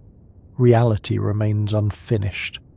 And somewhere tonight, beyond the visible stars, giant black holes are almost certainly orbiting each other at the centers of merging galaxies, while gravitational waves spread outward across intergalactic darkness. Entire stellar civilizations could theoretically rise and vanish before those black holes finally collide. Gravity remains patient. It always has been. Yet eventually the orbit tightens. The merger comes. The galaxy changes. And afterward the universe moves forward again, carrying the consequences into even larger scales of time and structure. After everything we have learned about black hole collisions, gravitational waves, warped time, and cosmic evolution, what does it actually mean for human beings to live inside a universe so restless and so constantly in motion? Tonight, we followed two black holes across billions of years, not with rockets or telescopes in the ordinary sense, but through ideas, through gravity, through tiny distortions in space-time that somehow crossed impossible distances and reached a small planet filled with curious creatures who decided they wanted to understand what the universe was doing in the dark. And perhaps the strangest thing we discovered along the way is that black hole collisions are not really about destruction alone. At first glance, they certainly seem terrifying enough. Invisible objects heavier than stars spiraling together through warped space-time, while reality itself bends and trembles around them. Entire suns' worth of mass converted directly into gravitational waves. Time stretching strangely near event horizons. Galaxies slowly reorganizing around enormous gravitational engines hidden at their centers. None of that sounds particularly comforting. Yet the deeper we traveled into the story, the more the universe began feeling less violent and more restless. That may be the better word for it. Restless. Because black hole mergers are not interruptions in the cosmos. They are part of its ordinary behavior. Stars are born. Stars collapse. Gravity gathers the remnants together. Galaxies merge. Space-time ripples outward. Darkness combines with darkness. The process continues endlessly across scales too large for human intuition to fully absorb. And meanwhile, life goes on elsewhere. That contrast stayed quietly present throughout everything we explored tonight. Near the merger itself, gravity becomes overwhelming. Time stretches. Matter tears apart. Space-time oscillates violently. Yet farther away, stars continue shining peacefully. Planets orbit calmly. Entire civilizations could theoretically exist inside the same galaxy, completely unaware that two black holes just collided somewhere beyond the visible sky. The universe allows tranquility and extremity simultaneously. That feels important somehow. Human beings often imagine reality in dramatic categories: safe or dangerous, quiet or violent, stable or chaotic. The cosmos rarely respects those boundaries. Instead, everything overlaps. Galaxies drift gracefully while harboring monstrous gravitational objects at their centers. Black holes remain silent while releasing unimaginable energy through gravitational waves. Space appears empty while constantly flexing with distortions too subtle for human senses to notice naturally. Even time itself turns out to be less fixed than we once believed. And perhaps that is what makes astronomy emotionally powerful in a very particular way. The universe does not simply provide information, it changes perspective. Once you learn that black holes can merge in darkness while reality ripples outward for billions of years afterward, ordinary life starts feeling slightly different around the edges. A clock becomes stranger once you realize time itself bends. Silence becomes stranger once you realize the universe is constantly trembling with gravitational waves. Darkness becomes stranger once you understand how much activity hides inside it. Right now, as you listen to this, the cosmos is still moving. Somewhere beyond the stars overhead tonight, binary black holes are orbiting one another. Some remain millions of years away from merger. Others may already be deep inside their final inspiral, whipping around each other at relativistic speeds while space-time twists violently nearby. Perhaps one pair collided long ago, and the gravitational waves are still crossing intergalactic darkness toward Earth right now. The universe is always slightly older than the light reaching us. We never see things exactly as they are, only as they were when their signals began travelling. That idea feels strangely gentle tonight. Everything arrives eventually, even ripples from black holes, and what humanity accomplished by detecting those ripples remains extraordinary no matter how calmly we describe it. A species living briefly on a small rocky planet learned enough mathematics to predict gravitational waves more than a century before the technology existed to measure them. Then generations of scientists and engineers built instruments sensitive enough to detect distortions smaller than atoms caused by collisions between invisible objects billions of light years away. Also, we could hear the universe in a completely new way. That achievement says something hopeful about curiosity itself. Human beings are fragile creatures in many respects. We tire easily. We worry constantly. We forget passwords with alarming consistency. Yet we also possess this remarkable tendency to keep asking questions long after the answers seem unreachable. What are stars made of? What happens inside black holes? Does time behave the same everywhere? Can space itself ripple? Again and again, humanity looked outward into darkness and decided not knowing was temporary. There is something deeply comforting in that persistence, and black holes, despite their frightening reputation, have become one of the clearest reminders that the universe is richer and stranger than our instincts first assume. They are not cosmic monsters waiting to consume reality.